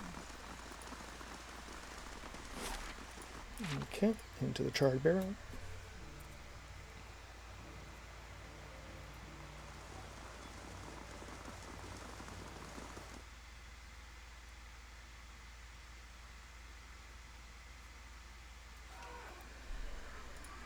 Merwith is going to be upstairs.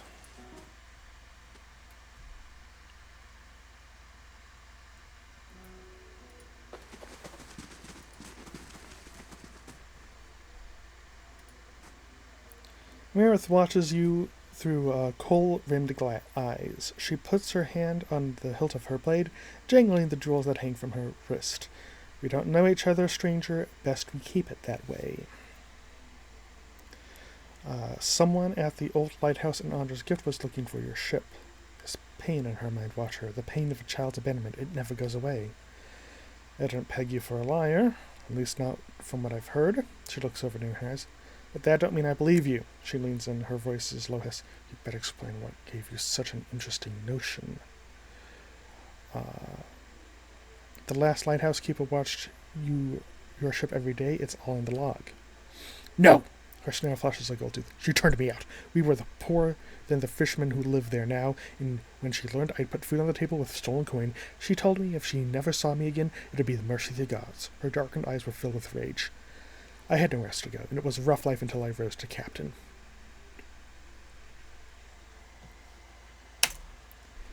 She ignored the idea and advanced to stay behind. I think she was waiting for you. She always was so stubborn. I forget sometimes where I got it. I'll go. Perhaps it will give both of us some peace. And that is another lucky roll, because it's possible for you to say the wrong thing, and she'll just stay there, and you have to go back and fight her anyways. Alright, so with that, we'll return to Nia, or Naya, whichever. I don't know. No pronunciation guide on that one. And it has those nice vowels in the middle, which liven things up. Could be short, could be open, who knows. What the well holds. A few miles north of Kindleville sits a small tiny village called Rightweath, so small that it's often missed on maps and tax records. The village has little contact with the rest of the Deerwood. Despite its tiny size, the village has a long history dating back to its use at the Glenfathen tribal camp over 3 centuries ago. One of the most prominent features of the community is a deep well, the top of which is made of ink with an audra. Though not of any religious significance to the Glenfathens, all who see it agree that the well is truly ancient. In recent years, locals have reported strange sounds from within the well. Some describe it as animal sounds, others as odd speaking in a foreign tongue. No one has dared venture down the well, but villagers are becoming nervous about drawing water from it. Though the community has modest resources at their disposal, they have reached out to nearby lords for assistance. You know what? Let's send Aeloth. Hey.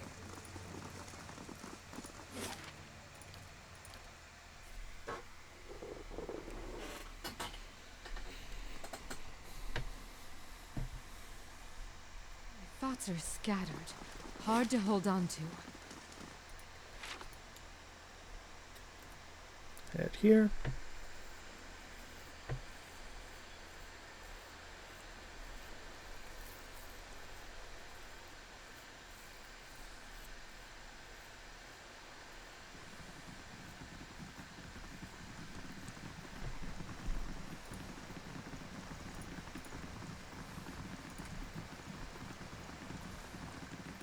Hello. You'll never guess what happened. I was keeping an eye out for you, and who strolls down the deck but Merwith herself? You should have seen the stare she got, but she walks right into the lighthouse, never a word to anyone, and just when I'm sure she's met some awful fate in there, she strolls right out, still saying nothing to nobody.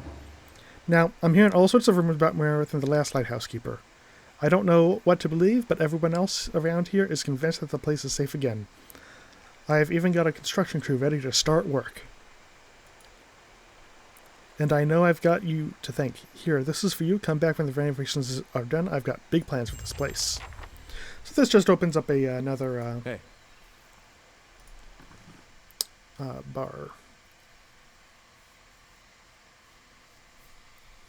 Of course. And that was a turn. As we turned that in already.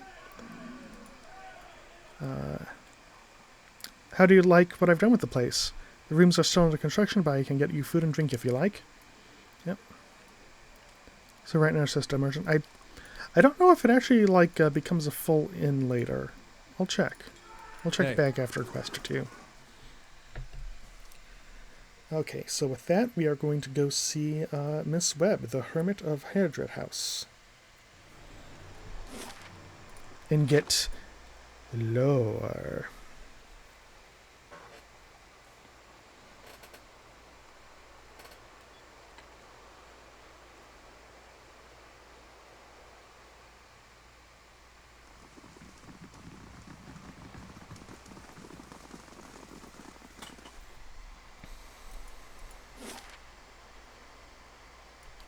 Back to Beckenbury.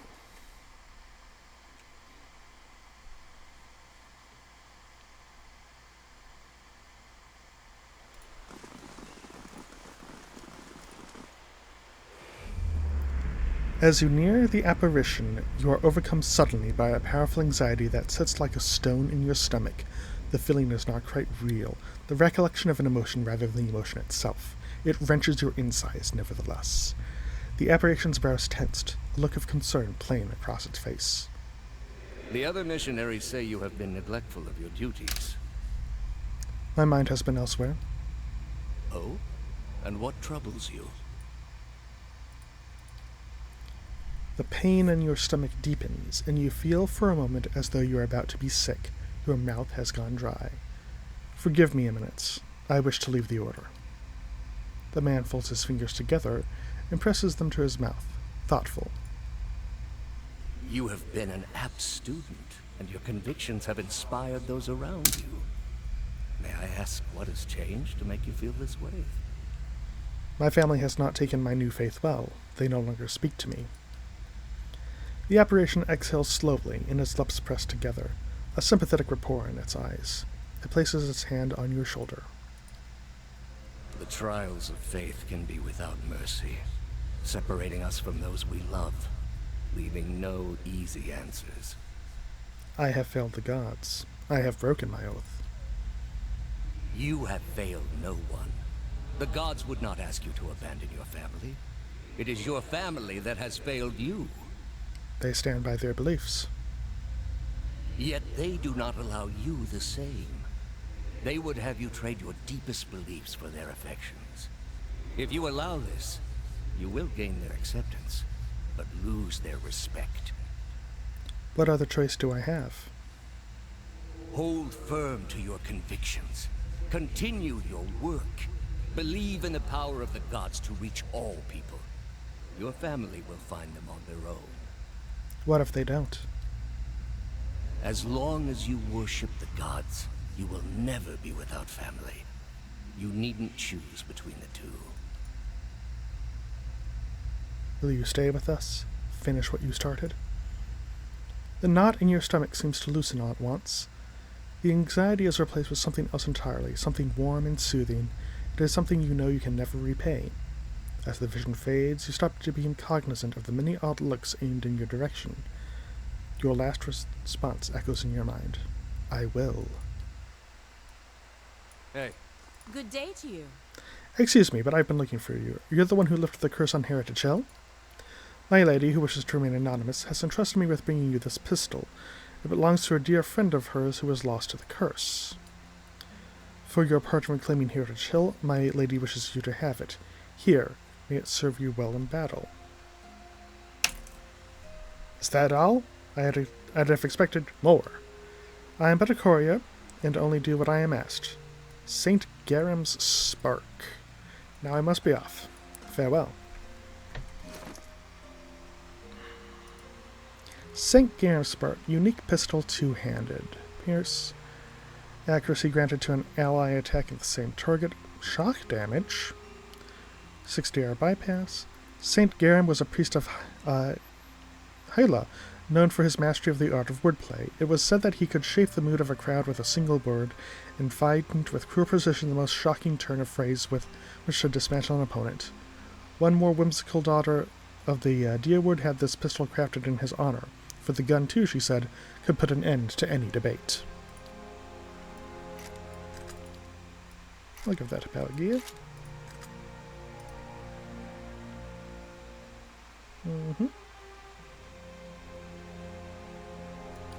What's this enchantment's on? Okay, so I could add the fine enchantment to it. But I don't think I will because I so rarely use pistols. Hey. I'm ready.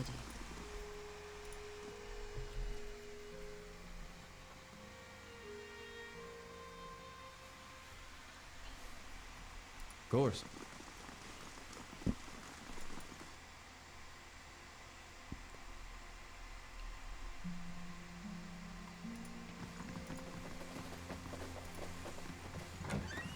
Lady Webb will see you now.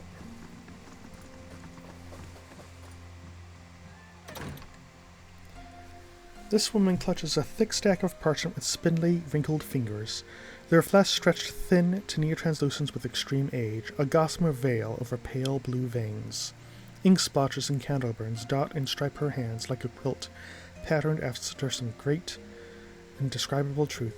She does not look up from her reading. So, the messenger conveyed my summons. A miracle that would make the reincarnation of Aothis look like a child's cantrip, surely. It doesn't draw the most inspired minds, messaging. They failed me so many times of late, I nearly sent a cipher after you instead. So this is the Watcher who took over Cad Noir. Oh, don't look so surprised. It isn't an attractive expression. I wouldn't be where I am for long if I let details like that escape me. Since then, as I understand it, you entered a quarantine district that is absolutely off limits to all civilians and somehow managed to walk back out with your life. What could possibly have been on your mind to make you do such a thing? Oh, yeah, that was just Pelagia giving a little interjection. We didn't miss too much. I'm investigating a strange group. Strange does not begin to describe them. The practices of the Leaden Key defy all reason. You're not the only one with an interest in their recent activities. I've lost 4 ciphers this year alone trying to get someone inside their ranks. As it is, we only have our suspicions about who is in the group and what they intend, which I suppose means we have much in common with them. I asked you here because I wanted to know what your interest was in all of this. I thought perhaps we might help each other. Why are you looking for the Leaden Key? I ran across a man in one of the ruins. It's important that I find him again. She closes her eyes and the lids flicker. Then her face goes still and her mouth parts, little more than a sliver, but her hands briefly drop open, spilling some of her parchment to the ground. The pages wafting around her legs like the leaves of a dying tree. Her fleshy eyelids peel back, and her gaze is immediately upon you. The gods are cruel, I'm afraid. The man you seek is Theos Ix Arcanon, Grand Master of the Leaden Key. One of the most elusive and dangerous men Aora has ever known. How do you know I seek Theos? Because you have seen his face, and that makes it a simple matter for me to see it. You even happened to catch him in his ceremonial garb, it seems. Must have been a special occasion. What can you tell me about Theos? Because you have seen more than most, though very few would know so much as his name.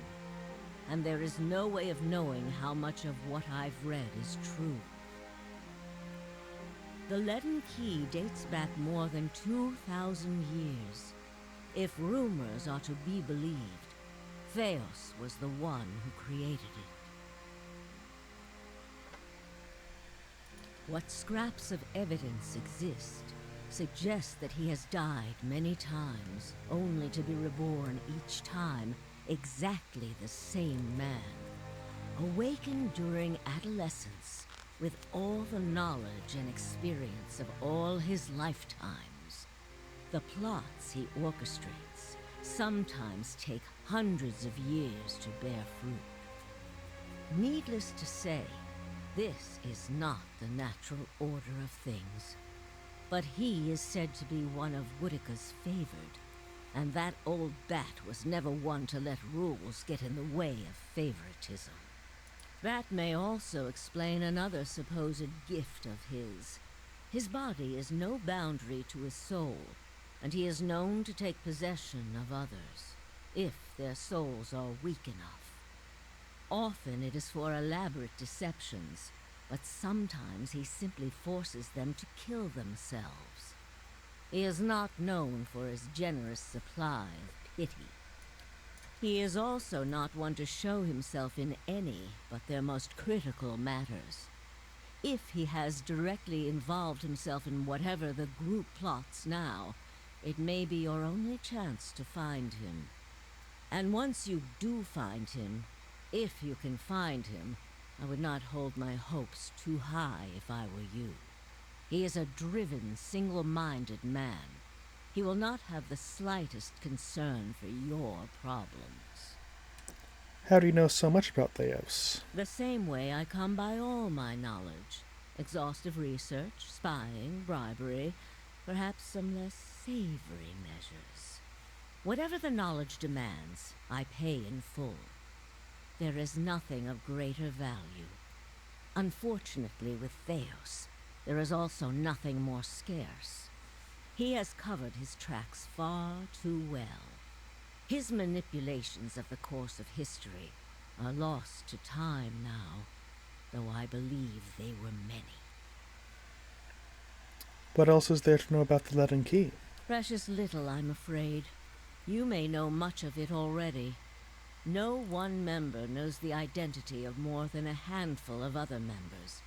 They are kept in the dark of missions they are not involved in, or sometimes of those they are involved in. They exist to hide secrets they themselves don't know. If you can imagine how gullible someone must be for that to appeal.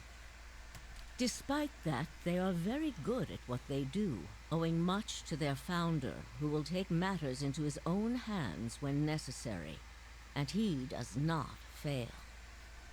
What do you want from me? Keep me informed. The leaden key has been busy lately, and that is distressing news. I can only guess as to what they intend. You seem to have a knack for turning the stones they've crawled beneath. Keep turning them. Dunreed Row will not stop you.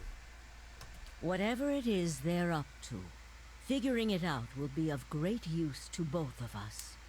In your case, it will surely point you to Theos. In return, I will share our knowledge with you as we learn it, and provide you with what assistance I can.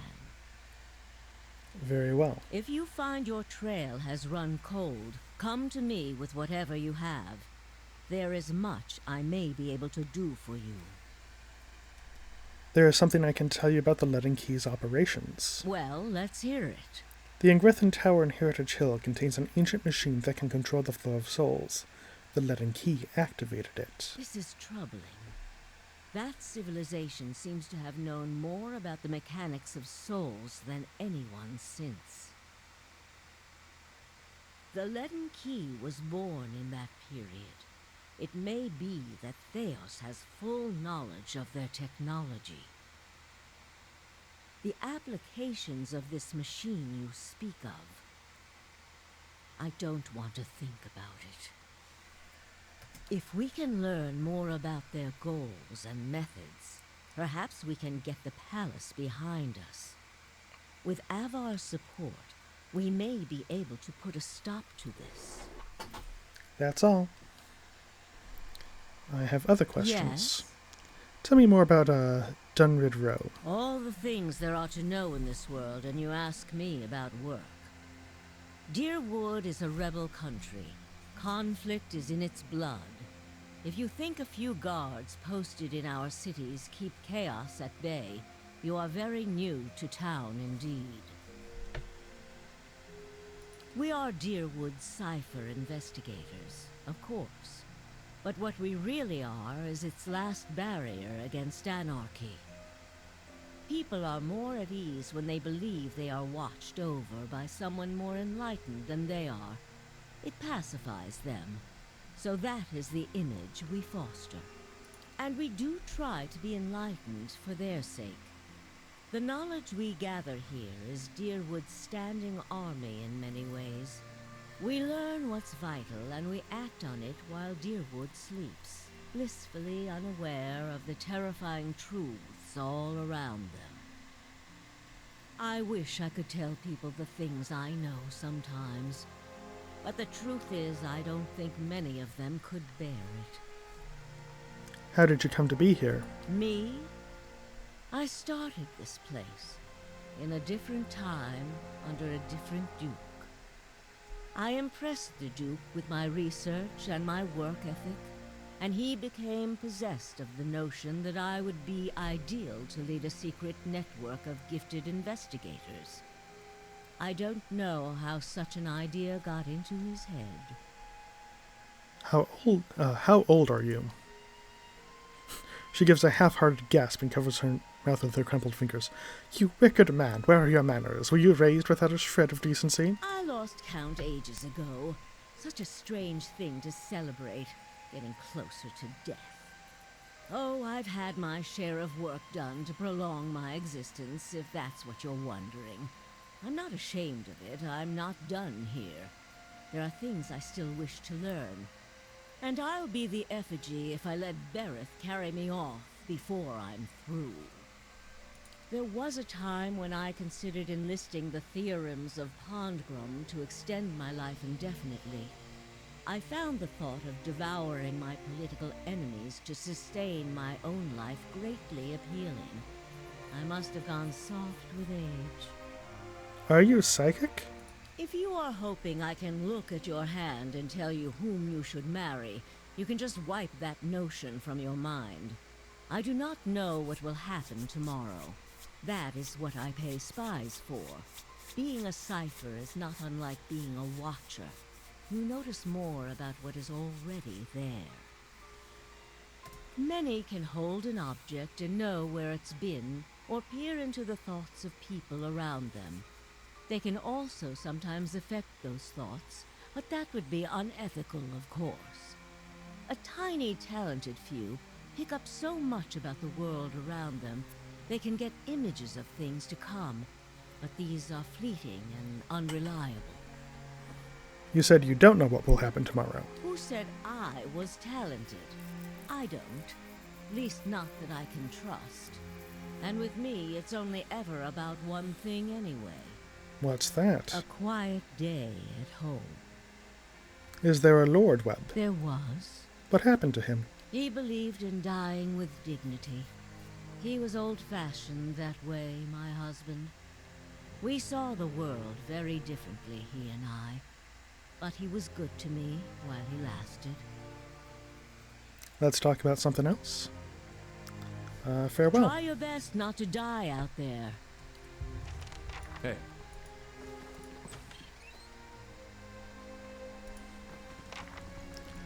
Alrighty, so let's head on downstairs. There's now a side quest we can pick up from one of the ciphers because we have talked to Lady Webb. Gods keep you. Hello again, my mysterious friend. It looks as though you could use some help. So many secrets and trails in the city. You have to but turn a corner to find a fresh trace of something stolen, or someone missing. Unfortunately, we haven't the time to investigate them all. I am supposed to be working on other matters, but my mind still lingers in a few recent cases. Curse of a cipher, to be ruled by the whims of curiosity. Tell me about these cases. One case, or three, depending on how you look at it. 3 weeks into disappearance at the end of each. Some might call it a coincidence, I call it a clue. Lady Webb knows you, trusts you, so I shall trust you too, so long as our interests are aligned. I'll look into it. Where should I start? He grins, razor-tipped teeth showing between his lips. Carper Lane, Andres Grift, and Brackenbury, of course, to talk to the ones who reported the disappearances. The only ones who know enough to care.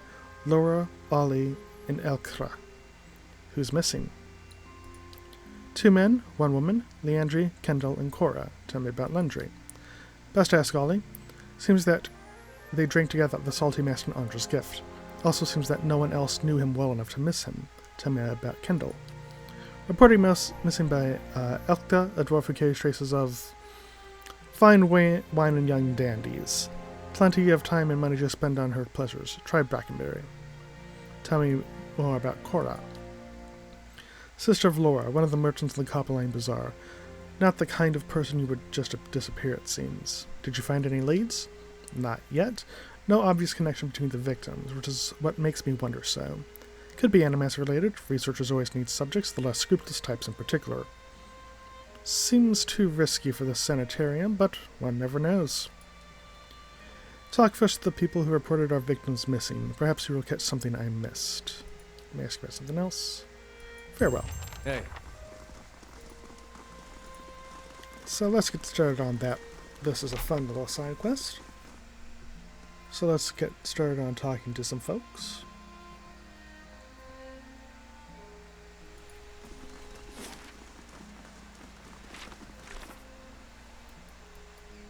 The final act. Elka spends her time in Brackenbury.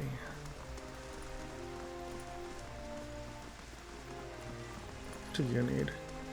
Oh, she's right here. Hail, traveler. This dwarven woman is dressed and perfumed like a member of the nobility, but her sun-reddened skin and sweat-stained outfit suggest that he's been out here for quite some time. Afraid I don't have time right now. I'm investigating Kendall's disappearance. That little Orlin finally got serious about this case, eh? Drop the attitude if you want my help, lady. She bites her lip before she can retort, but any further. Fine, sorry, I just... Anyway, I'll tell you what I can. What do you need to know? Tell me about Kendall. What's to tell? He's a pretty young lad, not the brightest of the bunch, but always pleasant company. How do you know Kendall? We meet up from time to time over the past few months. It was just a fling, really. Was it going to last? He was a little fool, but a sweet little fool. What was Kendall doing before he disappeared? The worst blazing rendition of a general speech from the Widow of the Wood that I've ever heard. I loved that fellow, but he was a tragic failure, yet somehow he managed to get in with an acting troupe. Where and when did you last speak to Kendall? A week ago. He came back to my house for a bit of fun, afterwards we fell asleep, and when I woke up he was gone. No note, nothing. How do you notice anything different about Kendall lately? He started hanging out with a bunch of actors, seemed alright, except for the woman. That woman with her long, willowy legs and slender arms, always came around wearing those low-cut dresses and impossible shoes. What was her name? I don't know, I never cared to learn it. I didn't realize it might be important. That's all the questions I have right now. I thank you. If you think of any more, you know where I'll be. Okay, so let's go talk to someone over in Copper Lane. Actually, just exit through here.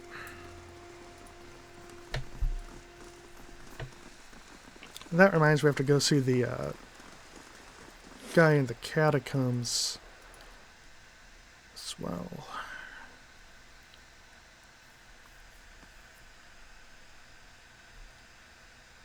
Thoughts are scattered. Hard to hold on. Yeah, let's head to the catacombs real quick before that slips me mind.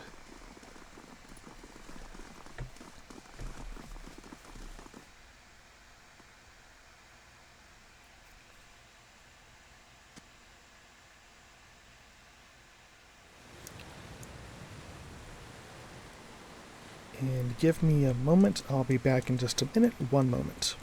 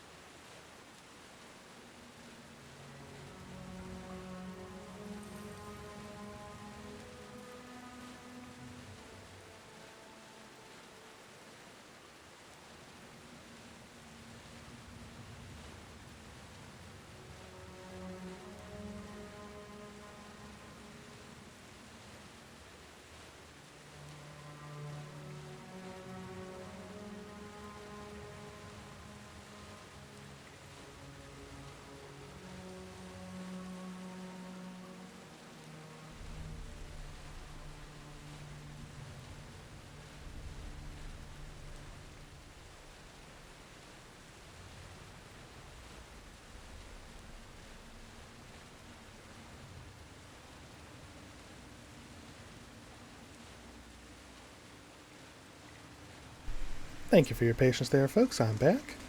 So, yes, let's go back and talk to this,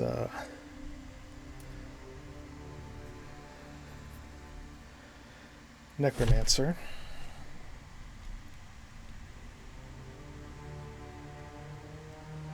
Come on, folks. You can do it.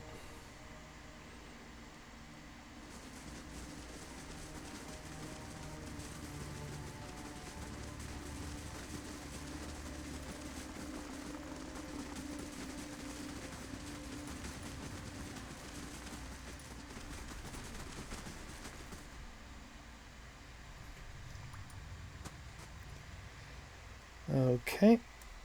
Did you find my grimoire? I killed Mordred for you.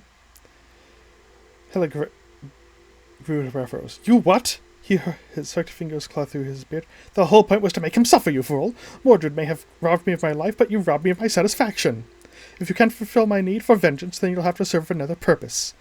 I'm afraid a fierce hunger has awakened along with me. Oh, well. I mean, if you'd bothered to ask how we killed him, you could have saved yourself this, but alright. Guess we'll be killing you now. Oh yeah, I am really low on everything. I should rest. Just, you know, alpha strike this wizard's ass.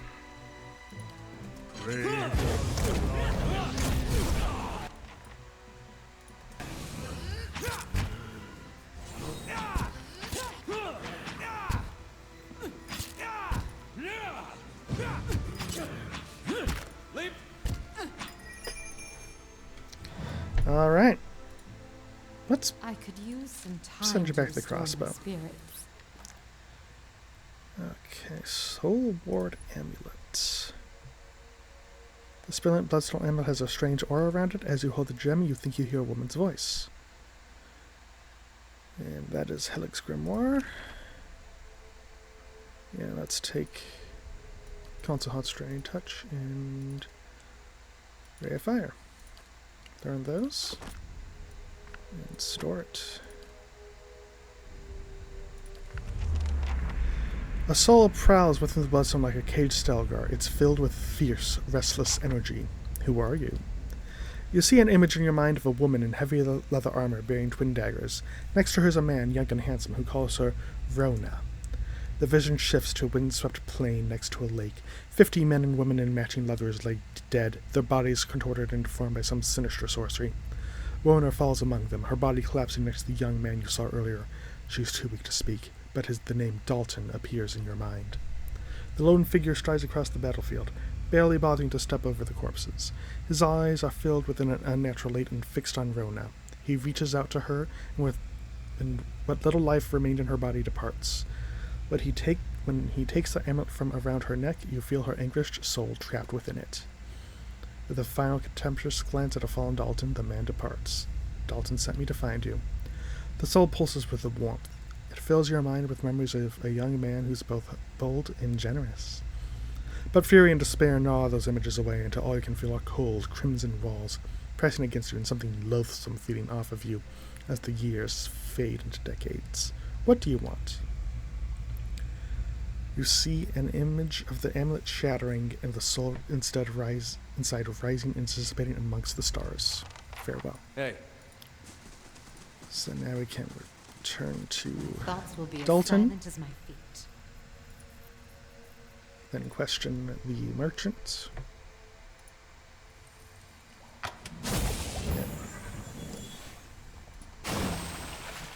Let's see if any of us can disarm. Nope, Hey. No disarming for us.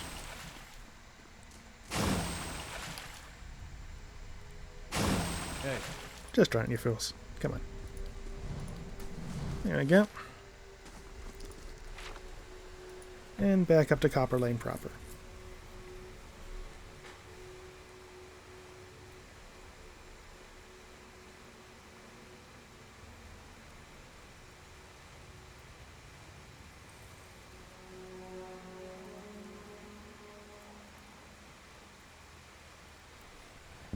Fast mode. There we go.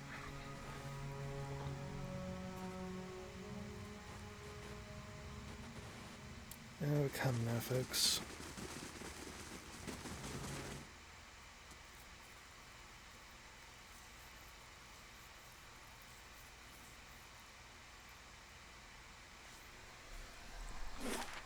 Head over to Dalton, who I believe is right around here.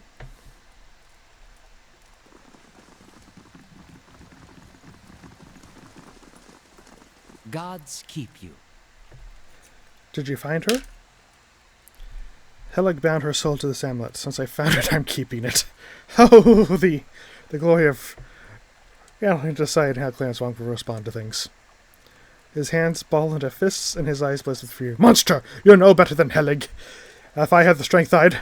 Get away from me. I want nothing more to do with you. I'm ready. Hey.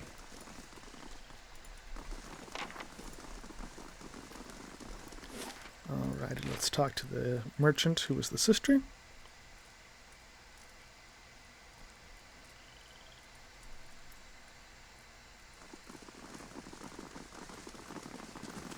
That would be Laura. Hail and well met.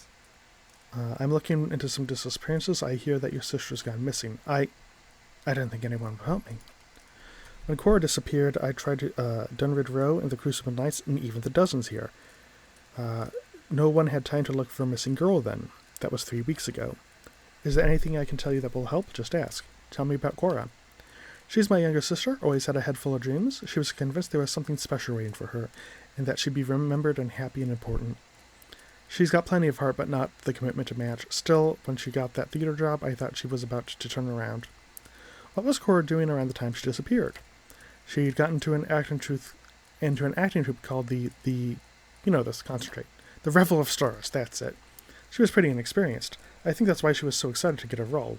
I'm afraid I don't know anything else about it. When and where did you last see your sister? She was at our home, getting ready for her big performance. That was 3 weeks ago. Did you see Cora with anyone when she disappeared? She is very sociable. She always enjoyed crowds. I'm afraid I can't narrow it down beyond that. That's all I needed to know right now. You don't know how much this means to me, just to know that someone's actually looking for her. Anything else I can do for you? Leave. Hey. Okay, and then we'll go talk to Ollie in Andra's gift. He's in the Salty Mast.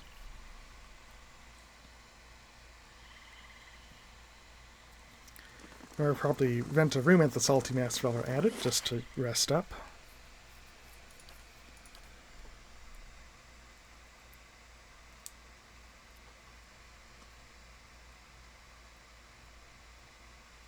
My thoughts are scattered. Hard to hold on to.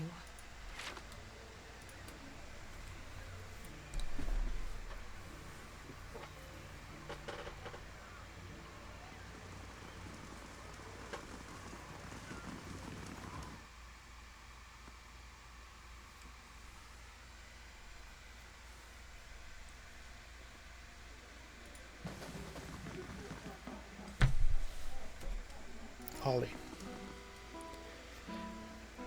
The man is at a table by himself, but he constantly glances at the opposite bench as if waiting for someone. He reeks of alcohol, and he moves with the torpor of someone who's gotten used to spending most of his time drunk. This table's taken. Find another. I've got questions about Lundry. His face twists into a confused scowl. What's it to you? I was told you were the last person to see Lundry. Here to help, huh? Well, you're about 2 weeks late. Lundry was your friend. The least we can do is answer a few questions. Yeah, fine. But you don't have to get your small clothes in and out about it. So, what was it you were wanting with Lundry? Tell me about Lundry. He spent most of his time here drinking with me. Tells you enough, doesn't it? He didn't volunteer details, and I didn't ask. But he had a working man's hands and a working man's taste for drink. When and where did you last see Lundry? Right here, getting drinks with me. Just like we have every night for the last 5 years. I couldn't actually tell you much about him, and I think he's preferred that way. It's probably why we got on so well, plenty of things we didn't talk about. And I remember that night because he said things were finally turning around. He was going to get a steady job, clean up, have another crack at the respectable life. I told him in that case he could buy the drinks. That's when she showed up. Who's this woman you're talking about? Sly smile stretches across his face. A real fancy lady, name's Lundala. I don't remember much these days, but I remember her. Usually you have to pay a month's copper to spend some time with a woman like that, but Lumdala. She was falling all over Landry that night, left with him too. Where did Landry and Lumdala go? She said that they were going on to see some Philly performance. If you ask me, they had their own plans to perform that night. He makes an obscene gesture and grins. She just said they had to pick something up at her house in Copper Lane first, some cozy little place by the northern gate. He picks up his cup. Even a drunk like me knows what that means. For what it's worth, she said she earns her coin over the amphitheater in Copper Lane. That's where she said they were going to see the show. Maybe someone there saw him. That's all I need to know right now. Right. Let me know if you find him, yeah? Because that bastard owes me around if he's found the good life. Alrighty, so let's order a room. Order a room. Rest in a room. Let's do kind of athletics. Hey. Okay, so question Lumdala in Copper Lane.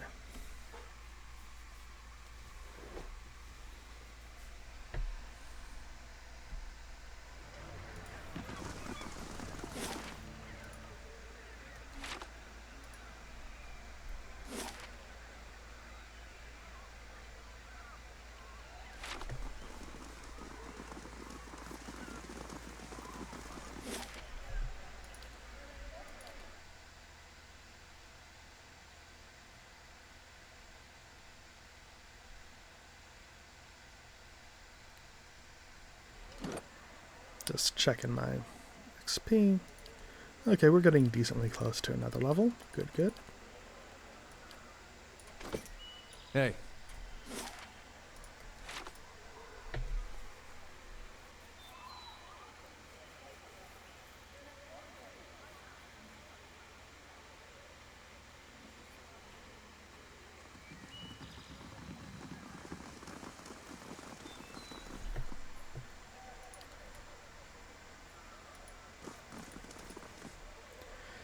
The statuesque woman has a gaze that could cut stone. She turns her chiseled cheekbones to the sky and favors you with the look of acknowledgement. Her eyes shimmer under silvered eyeshadow in a razor-precise line of kohl. Before you can speak, she throws her hands up in a dramatic fashion. Hello. Autographs after the performance, please. Great art requires great concentration, and greatness is expected from the revel of stars. I was wondering if a woman named Cora was part of your group. I can't say I recognize the name. She suddenly seems focused on the length of her fingernails. That's odd. Her sister said she was part of the Revel of Stars. Maybe, but what should I know about it? My work requires great focus and attention. She flicks her fingertips in frustration. I don't have time to coach every young amateur who joins our troupe for a week. I suppose I could spare a moment for a fan. I'm looking for Kendall. Apparently he joined your group. No experience, terrible actor, sound familiar? I'm not sure who this Kendall is, or why you would malign our talent. But rest assured that we have a process for evoking a satisfying performance from even the most inexperienced players. Ollie said his friend Landry was last seen with you. That drunken huntress gift? Men flatter themselves when it comes to the attentions of a beautiful woman. The Pallid Knight herself could waltz into that bar, and he'd believe she was there to sit on his lap and listen to bawdy stories. Perhaps you'd enjoy a bawdy tale or two. It must get old gathering the dead and dying. You have a point. I assure you, whatever impression I gave this Ollie character required no theatrics on my part. But let's talk about something else. Surely there's someone else who can ask about all this. I am but a humble actor. You're connected to 3 recent disappearances that you claim to know nothing about. Then what else do you expect me to say on the subject? If you'll excuse me, I have a performance to attend to. The young man stands up next to you, his gaze fixed on other actors as whistle. Meet me in Lumdala's house. I know what's going on. He claps his hand and whistles at the other actors. Well done indeed. Hey. So let's head to Lumdala's house.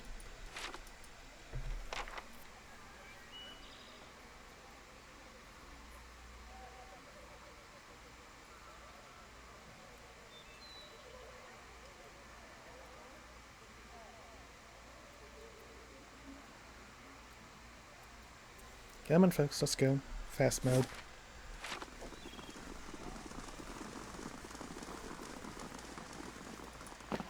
Lockpicks.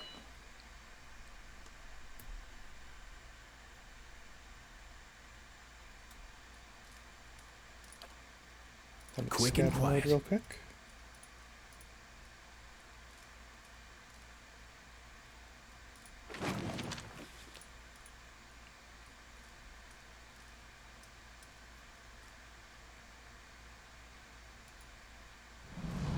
A young man appears before you, trembling and excited. You, I saw you with Lumdala by the amphitheater. Look, I don't know what your business with her is, but I want out of this mess. I just came here to grab my things. Just leave them be, all right? What do you want from me? Kadal reaches slowly into his hatch and produces a small key. This opens the door behind you. There's a passage in there leading down to a theater.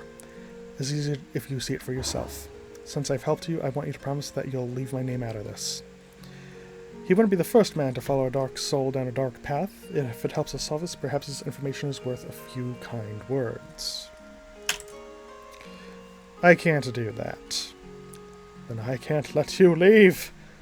The young man reaches down with a shaking hand for a dagger on his belt.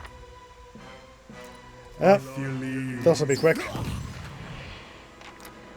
Case in point. Whew, Grieving Mother crits for 39 piercing damage. Oh, and it looks like we have an update. What the well holds.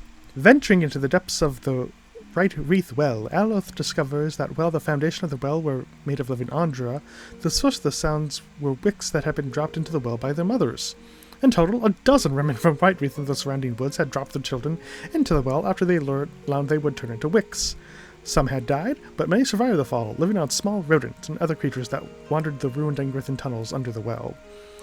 Aloth was forced to fight the aggressive wicks, but eventually emerged and told the village what had transpired. Some of the mothers confessed what they had done immediately, others fled the village. In the end, no one had the desire to punish anyone for what had happened. And we have a spotting sheet. Alrighty. Hey.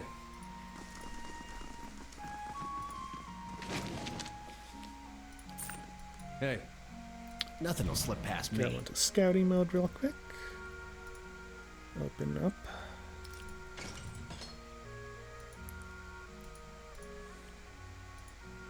Assorted plays from all over the world fill these shelves. Let's Nothing is unlock this closed to door. the perceptive mind. Take a look-see in this one.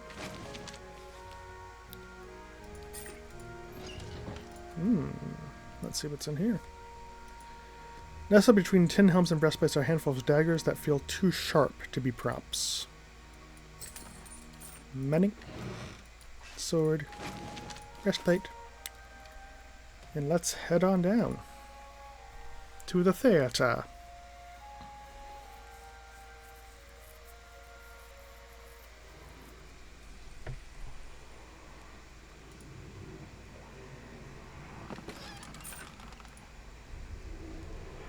Scarf. A simple silken scarf is crumpled on the filthy flagstones. Essence radiates from it like heat, and closer you get to it, the more you feel a confusing mixture of joy, surprise, and pain. Pick up the scarf. You hold the scarf and focus on it, and the world around you shifts. Something about you shifts too. The smooth fabric is still in your hands, but you're in a small yet cozy house, and Laura is looking from the scarf back to you, asking if you like it. She's smiling because the answer is written on your face. That was 4 years ago, but you still wear the scarf on days like today. After all, you wore it on the first day you met the actress with silvered eyes, so who's to say it won't bring you luck again tonight? It's nestled around your throat, soft and warm and comforting. You're halfway through the third act, and you can feel the audience eyes on you, hungry and attentive. You were nervous at first when that woman brought you down here. You wondered what kind of show you'd signed up for, but this has gone better than you could have hoped. You reach the end of your monologue, and the scarf tightens around your neck. It chokes the final line from your throat, which is embarrassing because the debut was going so well. But when you try to pull the scarf away, it only tightens further. You're confused, and you look to the audience, expecting someone to rush to your rescue. Then you see their eyes and their hungry, attentive look, and you understand. The stage fades to black. The scarf falls from your hand and flutters to the ground, but Cora's soul lingers, stuck between a familiar token and a question. It wants to know, but it wants to retreat.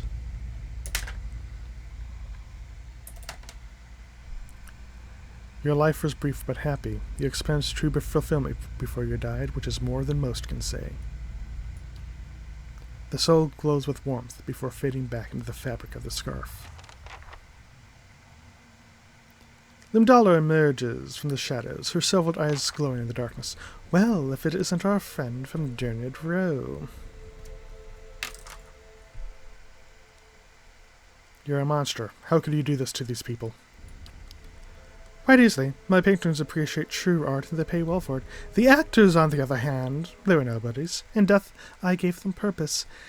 Is it not telling that the authorities never bothered to look for them? Consider this your last performance, Limdala. Okay, so we've got 2 rogues, a cipher here in Limdala, so let's just have a base attack on Limdala. Okay, so have him do a knockdown.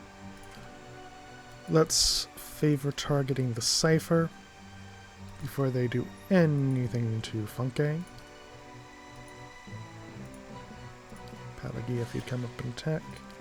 Heravius, you know what to do. Heravius cat out. Dare attack.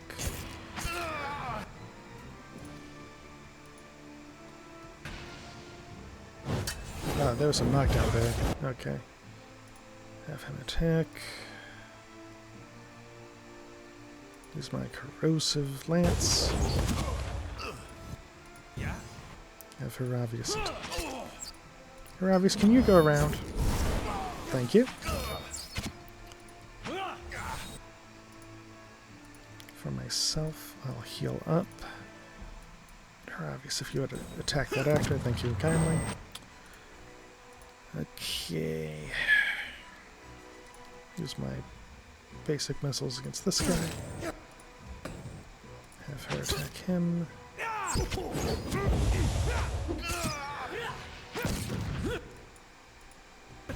Ravius, if you would. Thank you kindly.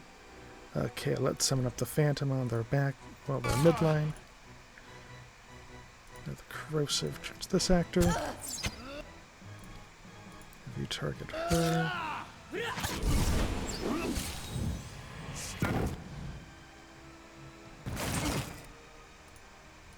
Have you target him. I think I'm down. Heravius, if you would insect plague these 2. Actually, I don't think I can get all 3. Or can I? Nope. Okay.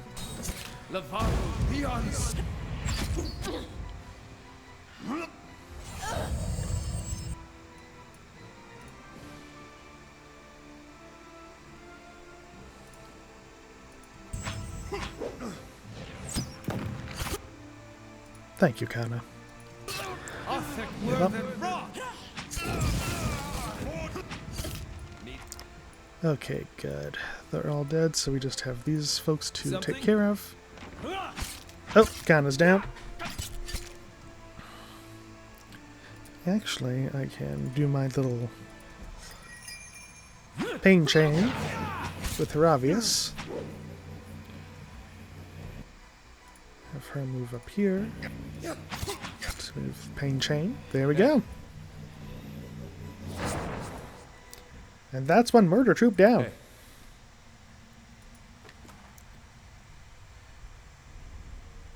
That's not a bad ring of protection.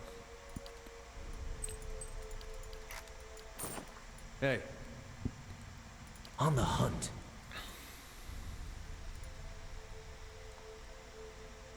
Take a look at that. And this is just another entrance out of here.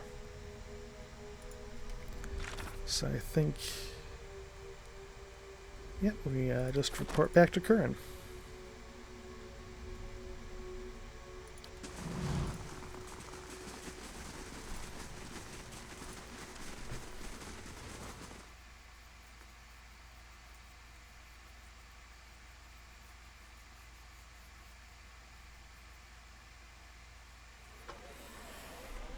Heravius, the people... because of how you look. Are you kidding me? My face looks like a cautionary tale about the dangers of wild animals, and I'm even shorter than other Orlans my age. People just like to heckle me. Don't ever let them. Be proud of who you are. They're the ones who should feel shame. Okay, back to Brackenbury.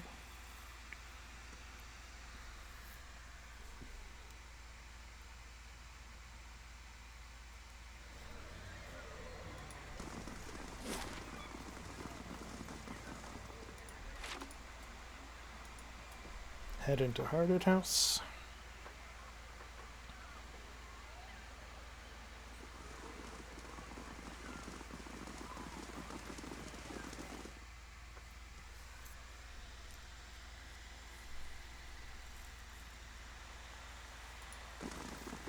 Quiet. And talk to Curran. Good day to you. I found the missing people. Yes, you've been all over Defiant Space since last we spoke. What did you find? They were all murdered. A woman named Lumdala killed them as part of her performances. Something big. I knew it. I'll send my men after her right away. It's too late for that. She confronted me before I could get to you, and I killed her. Indeed. I can't say I'm terribly sorry. You've been a resourceful investigator, and your shrewdness has helped us resolve a most troublesome case, and you saved many lives, I'm sure. I'll be on my way. Wait. After all you've done for us, you deserve some kind of payment. Here, take this at least. Pleasure doing business with you. Likewise. Farewell, and you may find success, and may you find success in your other ventures. And with that, we have leveled. Well, except for Kana. Alright, time for our fun little level up boogaloo. That is slower. Nothing can take it to. Okay, so I have 4th level spells now. I have 1, 2, 3, 4, 5, 6, 7, 8, 9, 10, 11. So break out my d12. That is a 6. 1, 2, 3, 4, 5, 6. Minimize concussive missiles. So now there should be 10 options left. 1, 2, 3, 4, 5, 6, 7, 8, 9, 10. So break out the d10. 3. Essential Phantom.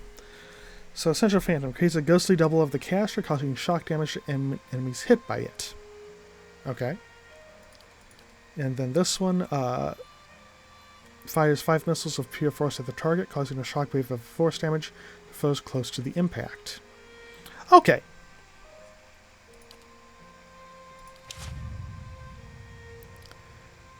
Let's level up Adair.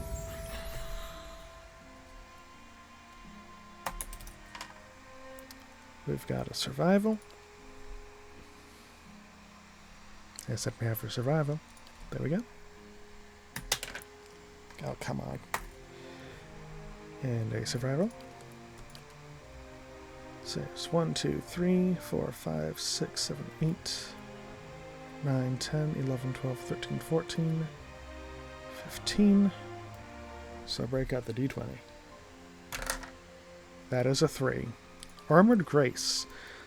The fighter is perfectly suited to wear even bulky and restrictive suits of armor, lowering the recovery penalty significantly. Pelagia. That's a stealth. Nothing can take the 2. So I have 1, 2, 3, 4, 5, 6, 7, 8, 9. So let's break out the d10. 5. 1, 2, 3, 4. Deprive the Unworthy. The Paladin temporarily snuffs out all active beneficial effects on a single foe. The effects resume once Deprive the Unworthy ends. So for 23 seconds you can just suppress any buffs, which is pretty nice. Okay, Heravius.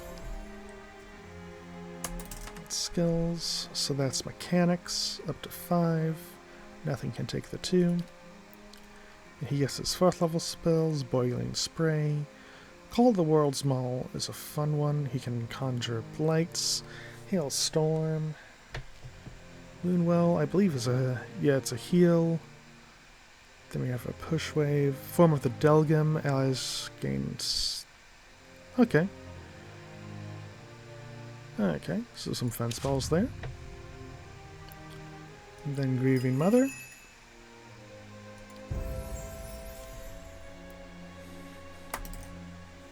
So that's survival.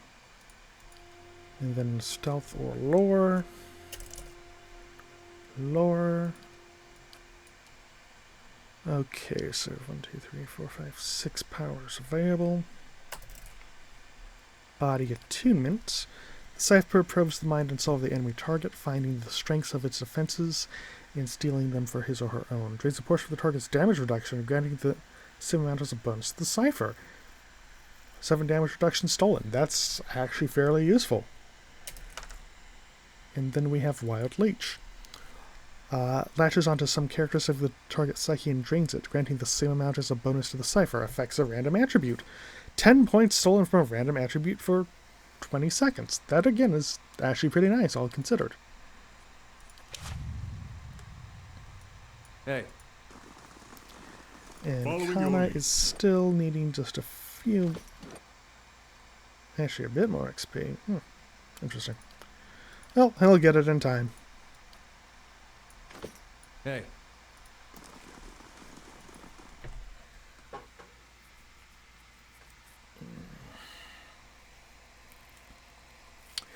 So I was tempted to do the secondary quest that takes us to Kiragvila out in the wilds outside the city. But given the time, I think I'll do that next stream, and for now we'll just do the sanitarium mission.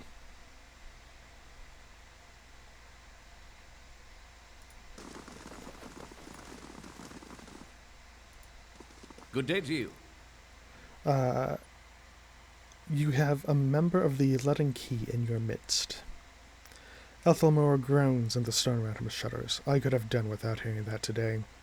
Many have their intrusions been into our affairs. Of course, one can seldom be certain whether they've meddled or whether calamity has struck on its own, but a few of their less skilled infiltrators have been exposed from time to time. They are a perpetual nuisance. Once again, I am reminded of how envious I am of your gifts. I suspect that they would be of some use in verifying one's identity. You are at odds with the Leaden Key as well, I take it. They are up to...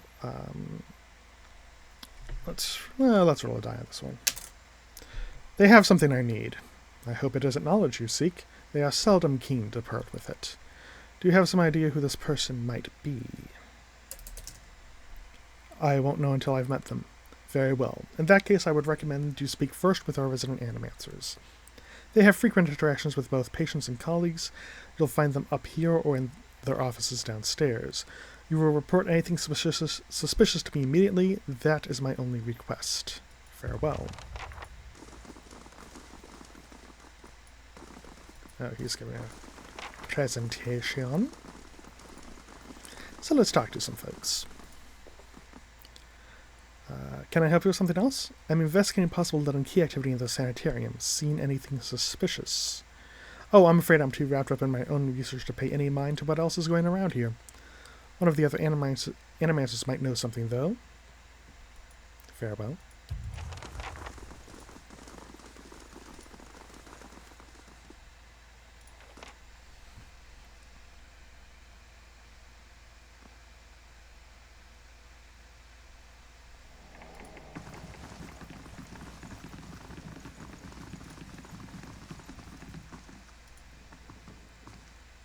Okay, she's just not talking.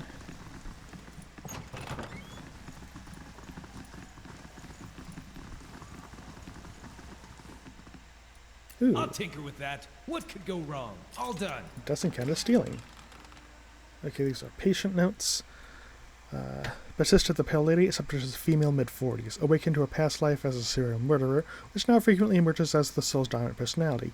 Subject vacillates between violence and severe depression resulting from guilt of past deeds. Weak candidate for present research. North Ward patient record. Graham. Subject is male, approximately early 30s. Powers of speech absent, presumably as a result of over-fragmentation of his soul. As such, he is the ideal subject for present research. However, experimentation has caused severe pain and induced panic, and I have had to enlist the aid of guards in transporting him for more recent procedures. Idelman, the Midnight Man, subject is male, mid-20s, displays acute dissociation and paranoid delusion tendencies, causing anger and extreme violence.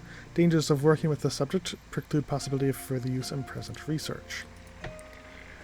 Northward patient Erskrim, subject is male, approximately 17 years of age, admitted for episodes of catatonia followed by occasional violent outbursts. Initial analysis of soul reveals severe fragmentation and essence deficiency. Said deficiency all but eliminates the possibility of utilizing the subject in present research. Interesting. Good day Rigby. to you. A young Orlan woman traces her fingers along the spines of the books in front of her. Row by row, her motions quick and skittish like a bird's. She does not notice you until you are nearly upon her. Oh my, you startled me. Are you supposed to be here? What do you do here? I mostly help Master Azo set up and clean his equipment. I also keep his office organized since he's too busy to do it himself. Alright. Note from Azo. Ripley, I require more copper tubings for my next experiment. Do not requisition it from the Sanatorium stores. I don't have the time to deal with the headboard's inevitable questions. Cadman Azo. Hey.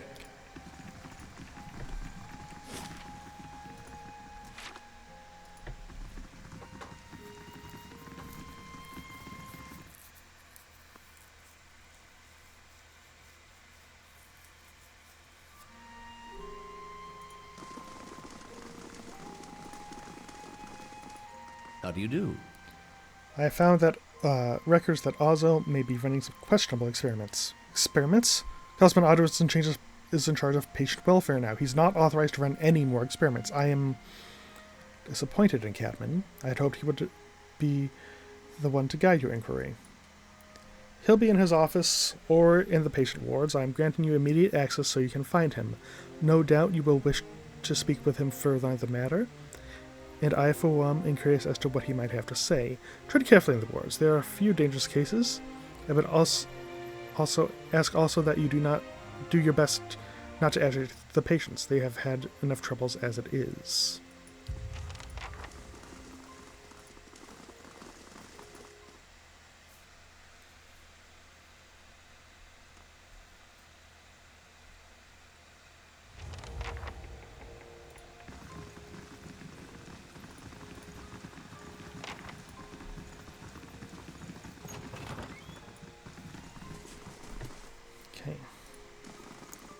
Frail. A curved spine twists this one's posture forward, her greasy hair draped over her large eyes like vines. She smiles at you. You must be visiting someone. Then, noting your appearance, she asks, a friendly visit, I hope? Do you know where I might find Azo? I think I've seen him around today. Have you checked the laboratory? It shares a wall with his office. He's been spending most of his time there lately. Have any of the patients here been acting unusually? Well, there's Batissa, who relieves a murder she committed more than 5 lifetimes ago. Edelman, who they say only has half a soul and who was found collecting the faces of others because he believed his own to be a false one. Graham, he speaks in a language no one understands and wails at night sometimes. Different from the normal behavior, I mean. Well, yes, I suppose, but nothing that they didn't volunteer for. Master also let us know that a number of patients in the North Ward have volunteered for new therapy and would be escorted to his laboratory to receive treatment. The North Ward has the most troubled cases. I'm glad some of them have chosen to get help. It seems to me it's gotten quiet over there since it started. Would I be able to visit the North Ward? Oh, sorry. It's Graham I've seen taking it the most. He struggles, but he's always was a bit of a wild one. They like to keep them separate. I don't know that I've ever seen the guards allow a visitor, just Master Azo. You might ask him. He's very sympathetic. Why are you in here? Behind her hair, her cheeks flush. I don't want to say. You'll think less of me. I wouldn't worry about that. The last few years haven't been kind to me. They haven't been kind to anyone, really. I try not to think of it as personal. I lost my husband and both boys in the Saints' War. My daughter, the legacy, took her before she was ever mine. I made do. What else could I do? I moved it into a tiny place in Andra's gift. Got by mending clothes and on the kindness of strangers when I had to. But I was surviving, the gods were watching over me. I could live with that. Then one day this noblewoman comes in, wants this fancy gown fixed, gorgeous thing, this shade of blue I've never seen before. Only I looked at it and it reminded me of something. I had what they call an awakening. I remembered being a noblewoman myself in another life. People doting over me. Men doting over me. Me. The best food, the most beautiful home, all the things you'd never dare to dream of, they were mine. It was poison, knowing that. All those things I had that I'd never have in this life. It did something to me. My food started to taste rotten. The walls in my little room seemed to close in around me. I stopped being able to sleep in my own bed. So I came here. It was that or break into an estate and start ordering servants around. It seems like such a silly thing to worry about. You don't have to tell me. But I can't get past it. And I start to wonder, did the gods choose this life for me? If so, what terrible thing must I have done to deserve it? Maybe you'll get there again one day, if not in this life, then in another. The strange part is I think even the best wouldn't be good enough for me anymore. I think I must have gotten to that point when I was that noble lady. What do you know about this Animentor Ozo? Oh, I like him very much. Many Animentors couldn't care less about their patients, look at us like vermin for the experiments. But Master Ozo treats us like humans, even the very sick. You can tell he does this to help people. He's helping me understand a great deal about myself, and I know he's done the same for others. It's too bad what they did to him. He hides it well, but I know he's still affected by it. What happened to Ozo? Fervil's eyes dart back and forth, and her voice lowers to just above a whisper. They don't like to talk about it, but there was an accident. He was said to be one of the brightest in Deerwood. That was his reputation here, and that was what brought me to seek treatment. People say it was his ego that drove him to try and solve the legacy, but that's hogwash. Even if he was a bit of a showman, he loves his homeland. He thought he could help. He wasn't one to speak of his work.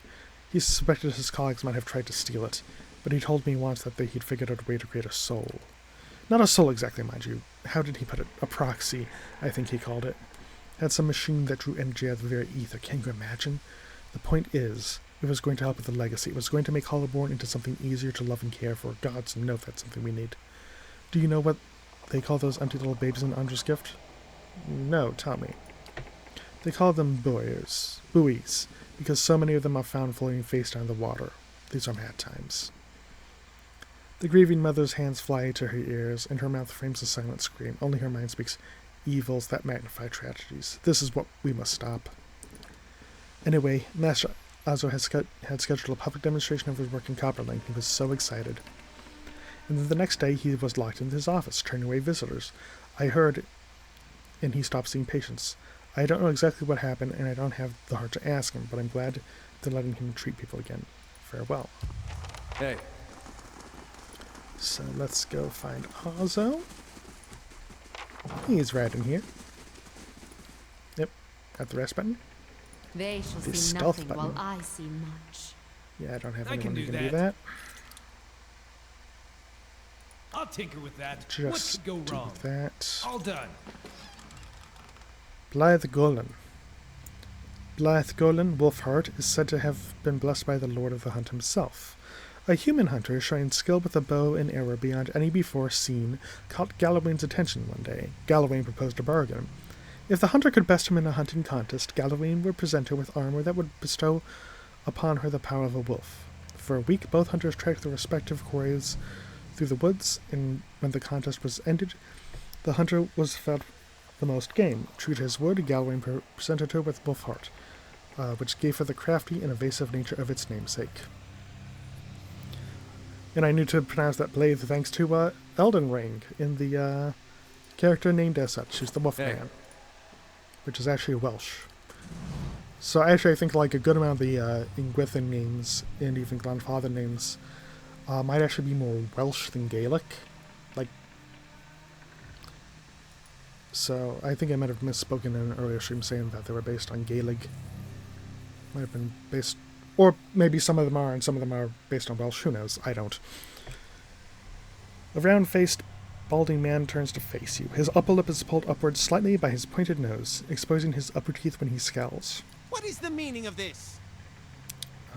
Elthamil told me you were not supposed to be doing any more experiments. Yes, well, Ethelmore hasn't done much good for anybody since he had his soul moved to an inanimate object, so I fail to see why I should let him that sway me. If animasses all followed the commands of their leaders, where would we be? We'd all be backward and willfully ignorant as we'd Ceres. We would know nothing about life or death, or even ourselves. We would be lost in the dark with no clue as to why. Our leaders guide us, and without them we risk losing our way. If this man would strike off on his own, then let him fend for himself without the benefit of the sanatorium. It seems to me we're still in the dark. Is that a reason to stop trying? Shall we remain in the dark until the end of time and have the last breath of the last person alive be breathed in ignorance? The gods want us to know. The clues are all around us. In understanding these truths, we honor their creation. Wow has touched this one. Her obvious trips from behind you before adding with a whisper. Though I get the feeling he doesn't know it. He nods to Azo, touching his eye patch in a salute. If we only study the easy problems, we'd accomplish little and deserve even Who will less. solve Widewen's legacy? Some church? Some warrior? It will be an animancer, or it will be no one at all. Have you tried your experiments on any other subjects? I have, yes. No point in lying about it, now that Ethelmore's involved. As for volunteers from our patients, and a few brave souls came forward. I was very close at one time to a breakthrough. They understood that. They understood their sacrifices would mean something. I heard you were demoted. How did it happen? Azo's nostrils flare and he pierces up a teeth more abruptly. That's none of your concern. Did one of the others put you up to this? Audemir? That smug weasel? Things went wrong. Everything. I don't know how. I'll never know. He spits on the floor as if to remove a bitter taste from his mouth. I'd like access to the North Ward. Out of the question. Those patients are in isolation for a reason. I've seen your records. I know what you've been doing with them. Those are private. You have no right. He balls up his fist and digs his teeth into his index finger, a growl simmering beneath his breath and a deep scowl compressing his face. Speak to them for all the good it'll do you. I'm sure the discussions will be fascinating. He pulls a heavy key from one of his pockets and nearly slams it down on the floor before handing it to you. Hey. Okay, so let's head to the North Ward.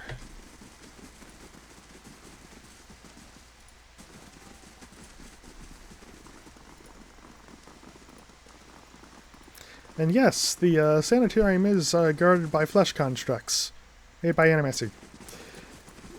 You know, it's just such a great PR move to do that, you know, just have a guard force made of meat monsters. Just,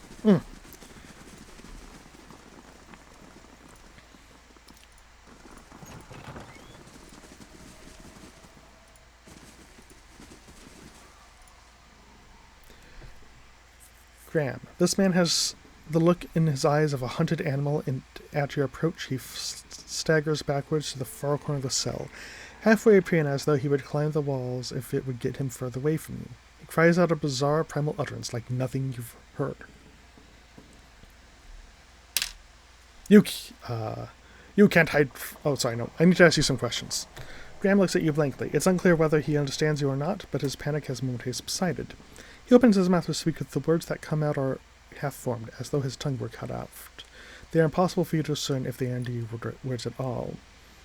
His mind has been broken, Water. Some cruelty, some trauma, some cruelty is at work. Farrell said you have been treated by Cadman Alzo. He looks at you with uncertainty, slowly, tentatively. He steps closer to the front of his cell. As he does so, for the first time you can perceive his soul within your ken. It is misshapen, as though maimed by some jagged instrument, and large expanses of it have been gouged out entirely. You feel no barriers of resistance. If you wanted to, you could look further into Graham's soul. Peer into Graham's soul. You project out towards the main soul in front of you, merging with it, its confusion and fear becoming yours as it whisks you into its depths. You are in a cell. A key turns. The door creaks open on neglected hinges. Thoughts come to you in waves, incomplete, broken, fearful. Standing at the door is a rotund, balding man. His upper teeth and pointed nose remind you of a rat. He beckons, apologetic. You don't want to go. Anything else? In your mind is a single word, and the word is no. But it dissolves before it reaches your lips. You press against the back wall, cornered. You cry out. In darkness, you fight against unseen restraints. You cannot move your arms or legs. The man walks into a room carrying a lit candle, its meager flame casting long shadows across books and machinery. Straps bind your arms and legs. Cold metal circumscribes the crown on your head, and the breadth of your chest. The man is sorry. He is in need of raw materials. They dismantled his work and he needs another source. He needs to show them he was right. He thanks you. Then he turns a knob and you feel yourself begin to crack from within, and you feel pieces of you torn away, like having your insides chewed by a horde of rats, and you are screaming a scream you can barely hear. Continue searching. Another night. Heavy footsteps outside your door, coming for you. You look through a slit in your door, the flesh giant, artificial being just outside, but facing left, facing the end of the hall, the boy there. The boy looks with interest at the giant, then collapses to the floor like a shredded snakeskin. The giant convulses for a moment, then rights itself, turns away, and leaves. Graham looks at you, still wild-eyed, but somehow more present. He nods at you, and walks back to the end of his cell. Hey. These poor people. This isn't the treatment that they were promised upstairs by the cushioned seats and lush carpets. No. Is that the cure for soul sickness? To be thrown into a cell and subjected to the whims of your captor? These animals are as mad as their patients! But if all were treated like this, the sanitarium would never survive. What do these patients do to warrant such conditions? Here's the source of all the knowledge you were so giddy about. It is one thing to be told as much, another to see it yourself. Let's be on our way. This place gnaws at the soul. Hey. Make a save here. A willowy adolescent boy stands in the center of his cell, gawkish and stoop-shouldered. He stares straight ahead. The occasional blink his only movement, and it is unclear whether he registers your presence at all behind his glassy, doll-like eyes. In this state, the barriers between your soul and his are thin and porous, easily bypassed if you should wish it. Reach out to his soul. You close your eyes and edge forward to the boy's soul, and as you near, a sudden malaise comes over you. You are cold and warm all at once, sweating and shivering and straining for breath, as you did on the caravan journey. The soul you approach is the wrong one. A parasitic plant that strangles its host. It is predatory and pitiless, and you have crossed paths with it before. Too late does it occur to you to retract, and already you feel yourself plunging into some indeterminate abyss of thought and memory. You are standing in a cell now, the same cell in the sanitarium. The halls are moonlit and empty, and you are waiting. At the far end of the ward, the door opens, revealing a flesh golem in silhouette beneath a stone archway. It makes its usual rounds, the same stops every time, the misbegotten child of despondent creators. When the construct is close, you coil yourself up and spring forward, passing out of the boy's body as though it were a membrane. You can sense his body behind you collapsing to the floor, a puppet whose strings are cut. You are rushing toward the golem now, bodiless as a gust of wind. Quickly, you think to yourself, quickly, and you feel the strength hemorrhaging from your soul as you dart towards the makeshift abomination. You pass into the golem's shell and override the soul implanted within, encircling it, suppressing it, and contained in this new vessel, you are strong again. You step heavy-footed down corridors, unheeded by the other constructs, and scrutinized only by the wary, untrustworthy eyes of the mad, coming at last to an office piled with books and scribbled papers and perverse implements of animancy. You set your oversized hands upon a large machine, a nest of globes and tubes and coils in the center of the room. You go to work, bending wires and unsettling alignments. Your surroundings are pulled past you, or perhaps you are pulled past them, and they dissolve into a blur. When they settle into place again, you are outside on a clear day, standing in front of a crowd stacked high above you with the tiered seats of the amphitheater. You are acting for the crowd, standing deliberately still, but this is no play. A balding man with rodent-like features is strapping you to a machine, the one you had tampered with. You see your arms for the first time, short and fleshy, unmistakably those of a little girl. But this body is not truly yours. Your mind still holds the same determination, the same hard-heartedness as before. The body itself is cold and vacuous, unlike the others. This one has no soul of its own. The man speaks and the crowd applauds with an enthusiasm worthy of a hero's interest. "Bear witness," he says, and pulls a lever. The machine shivers and sparks, and a bead of sweat rolls down the side of the man's brow, but the crowd's apprehension quickly gives way to awe as a crystal globe fills with a radiant mist that casts the entire theater aglow. He opens a valve, and the glow crawls through a tube along the length of copper wiring that runs to a set of electrodes beneath your armpits. You feel nothing when it reaches you, as it should be, for you have been leading his orchestra periodically for some time, altering notes and settings and playing puppeteer for Hollowborn, but you make it look how people would expect it to look when a body is infused with a soul. In a moment, the machine goes dark. The man unstraps you, eyeing you with a scientist's concern. He looks back to the crowd. "Behold!" he says, but there's obvious hesitation in his voice. Slowly, you take a plodding step forward, then another, and another. You look up at the man, giving him the eye contact of which no Hollowborn is capable of, and the crowd gasps. The man looks relieved. "How do you feel?" he asks at a volume meant for the crowd, and this is the moment. At the top of your lungs, you let out a piercing shriek. The man comes towards you, his hands outstretched, but you run the other way, back to the machine. With all your strength, you drive your head into the crystal globe, and it shatters, streaking your head with warm blood. You drive your head down onto the surface of the machine again and again, drawing panicked screams from the crowd, and by the time the man reaches you, your body has already ceased proper functioning and merely twitches on the cold ground. Satisfied, you depart the corpse in search of another unsuspecting host. Who could put their faith in animancy now? You are pulled again from your surroundings, transcending the boundaries of memories and lifetimes, deeper and deeper past betrayals and murders and lies upon lies that form the thick webbing of plots beyond mortal comprehension. You settle at last in a room you have seen before, expansive, with a tall device encasing an Audra monolith at its center. The room is filled with people, and the people all look at the device. You are yanked suddenly back to reality, and the once catatonic boy in the cell is looking directly at you. Appraising, calculating.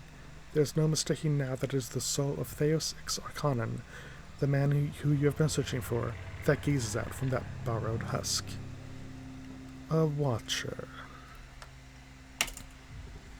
Not just a watcher, someone who'll break down those frail little legs of yours if you don't do exactly what I tell you. Is that so? He makes no effort to hide his disinterest, but he continues to search your eyes. He makes a slight grunting noise, and his eyes soften for an instant, and it seems, from that moment, that he recognizes you. He opens his mouth to speak, then seems to think better of what he was about to say. His jaw tightens. I know your look, your hunger for answers that elude you. It gnaws at your soul. It usurps your reason for being. You are like everyone. I will help you let go. He dodges backward with startling grace, putting himself out of reach. On his face there is no malice, only the dispassion of a farmer putting down a sick animal. Then suddenly he slumps forward.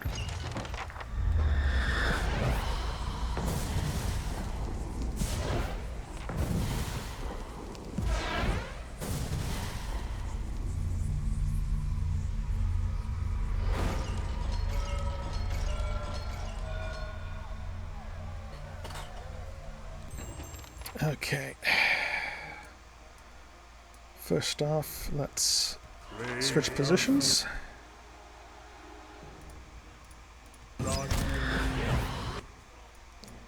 Okay. So now we actually have something resembling a back line and front line. Kana, if you would shoot Graham, I'm going to wait for them to form just a bit, then do some magic missiles. Oh, he's a priest too.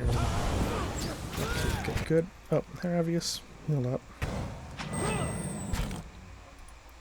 So you... Thrust of Tattered Veils on this guy casting a priest spell.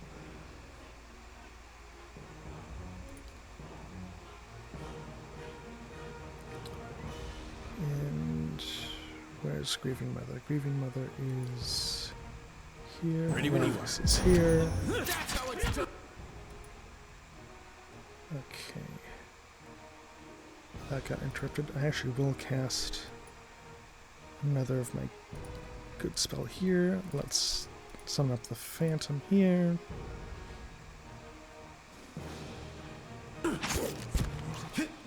Heravius, if you would cat out.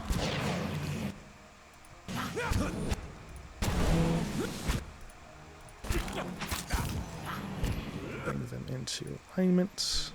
They're over here. My mind. Have them do that.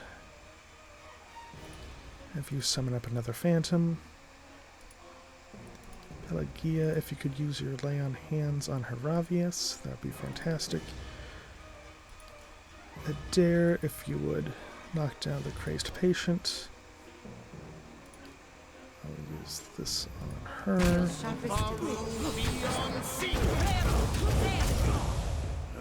Excellent.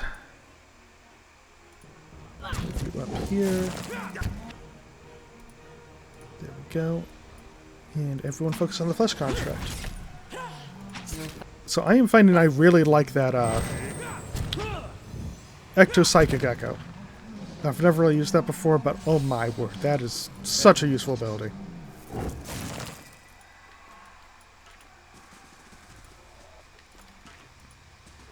Assuming they both stay conscious and alive. Okay. Let's get out of here!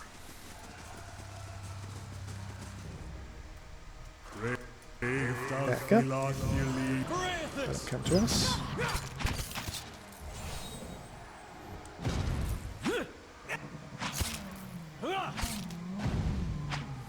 More of them.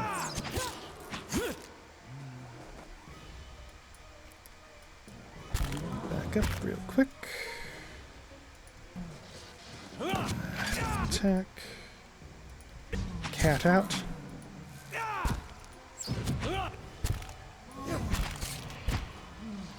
Let it come up. Yeah, close enough.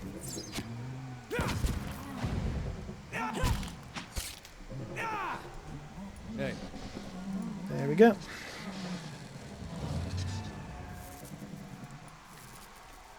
Hey. Yeah, and just like the undead, the constructs are classed as vessels, so they are functioning like just like the undead in this game. Bunch of wicks. Easiest things to murder, because it is literally a feral child. One time 11. Thank you kindly for the follow. It is deeply appreciated. Hope you. Seems like you've been enjoying what you're seeing. That's great to see, and Leave it to me. do make sure to put on notifications. I do stream at least typically twice a week, if not 3 times. Doing a lot of random builds, but also a good amount of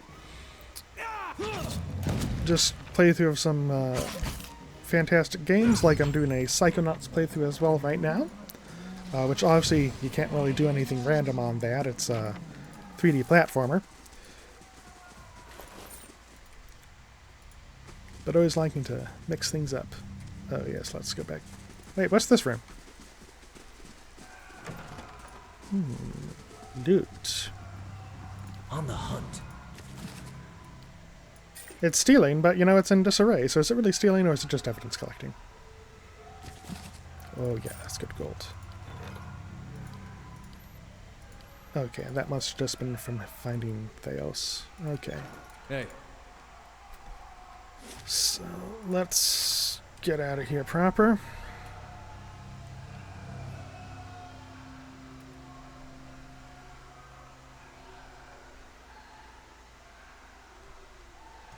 And farm our ranks up so we don't go into the flesh construct with our squishies out in front. Adair, knockdown duel! Haha! Kinda, if you could move so... Oh, sorry. Kana, if you could move so her obvious could get in there. Thank you kindly. Hey, leave it to me. Steal everything, well, you know, it's an RPG. I mean, what else are you going to do but steal everything? And remember, it's only stealing if the owner is alive. Sure, let's go with that. I actually don't know how that would... Actually, no, I think in court of law it is possible to steal from the dead in our actual legal tradition. But in times of facetious gameplay, why not?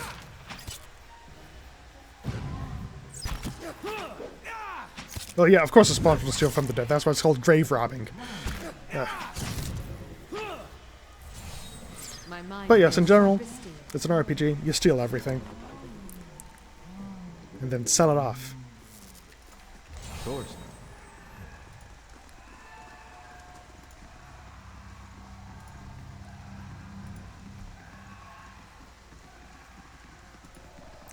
And let's head upstairs to get away from the ambient screaming. It really should have died down now with all the death.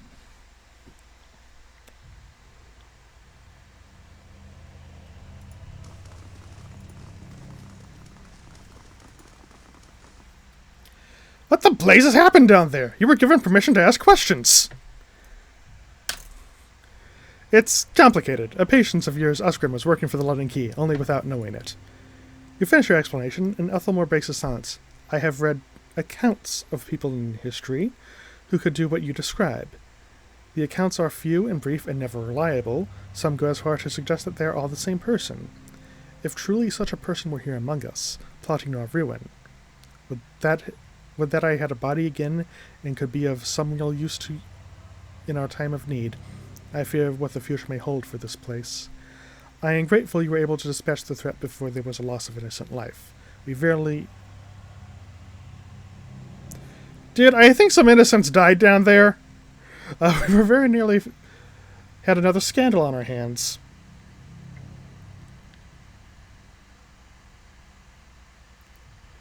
Oh yeah, this game kind of got me through last year, was getting bored, then came across this. Oh yeah, this game is a gem. Love it. What of Ozzo? What part did his experiments play in this catastrophe? The London Key would have found a way to interfere with the sanitarium even without Ozzo. Your half-answer suggests a bias, but it also suggests it's as close to the truth I'll get from you. Captain will remain here, but he will be monitored, and under no circumstances will he have access to any equipment. Hey. Alrighty, let's go fill in Lady Webb with our info from here.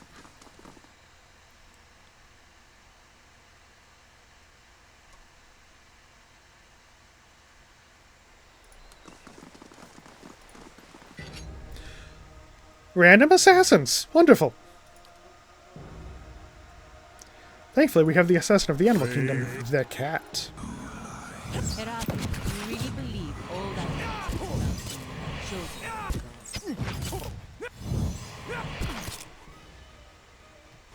I think they choose us.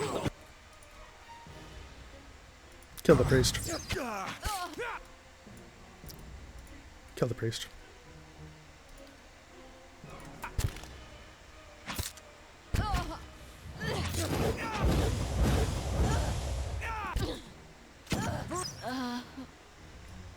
Hey.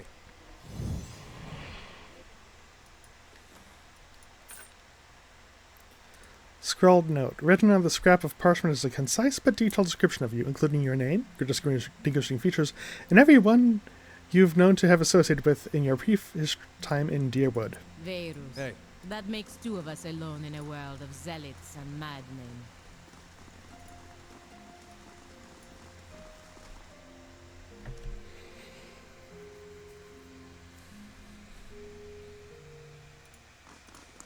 Alright, let's head on upstairs, talk to Lady Webb.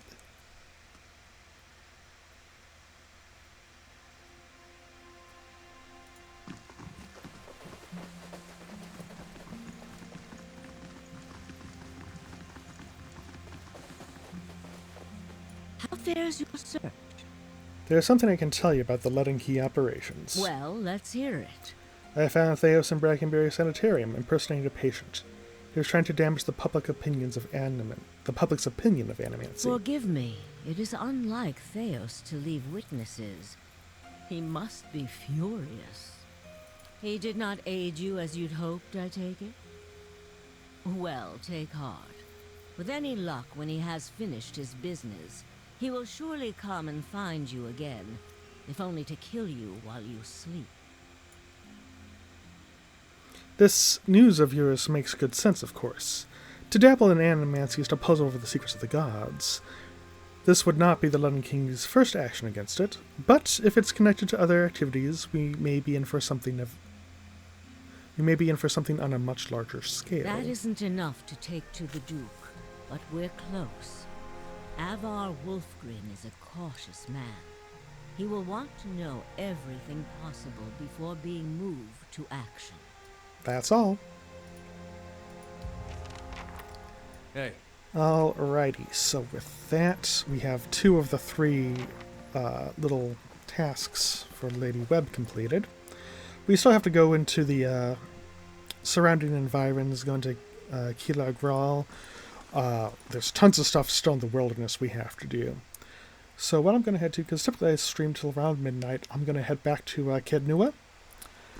And I'm just going to switch out my party real quick to continue on with my least goddamn favorite side quest in this game, which is talking to Durrance. But we'll talk to Durrance to finish up the stream with, the requisite pain. God, I hate that bastard. And, yep. But the castle is recent compared to what lies beneath. Cadnua is a newly grown sore sitting atop ancient bones. Pelikia had at Durrance come in. I'll be keeping Haravius in to remind Durrance of the awesome he could be, but chooses not to be. Hey. Okay, let's talk to Durrance. Questions? Doubts and curiosity, please. Region.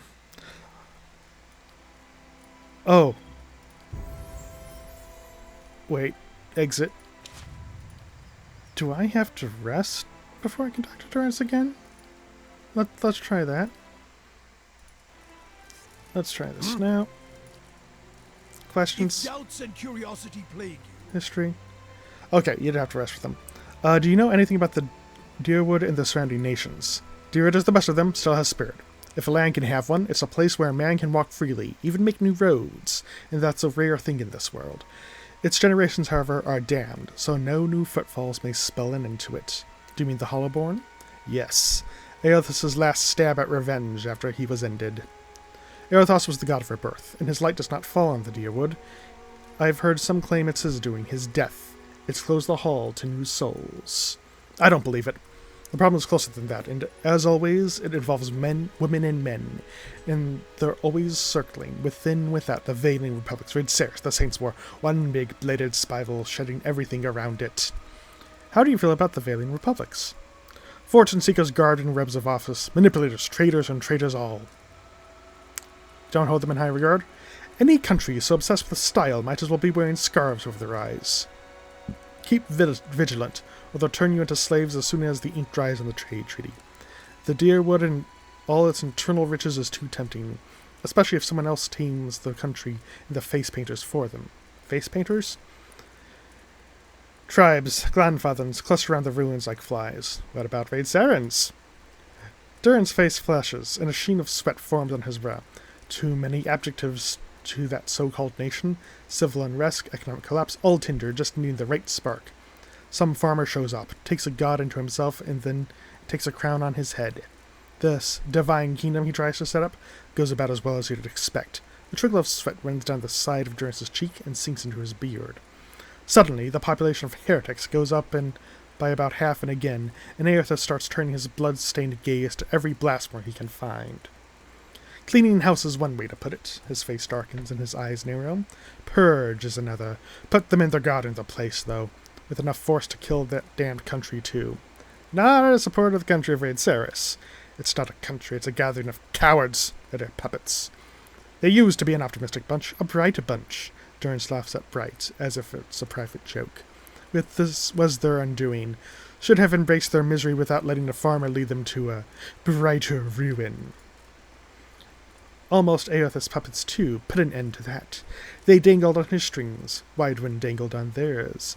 They would never have had any success on the battlefield had not their god come down. The Saints' War, Durant snarls. Needed to call on their god to have a chance. Tell me about the Saints' War. Durant's eyebrows draw together in a frown, then he grunts. Keep forgetting your feet are new to the dear word, the Saints' War. Wasn't a war. It was a god stepping past himself. The country of Raid Saris and all their heathens. They're paying for it now. Although by my count, the fire should have roared through their country with more force, catching all their souls. Truth, it wasn't even a war. It was a cautionary tale about pride. Specifically, Widewind's pride. He should have stayed a farmer. What happened?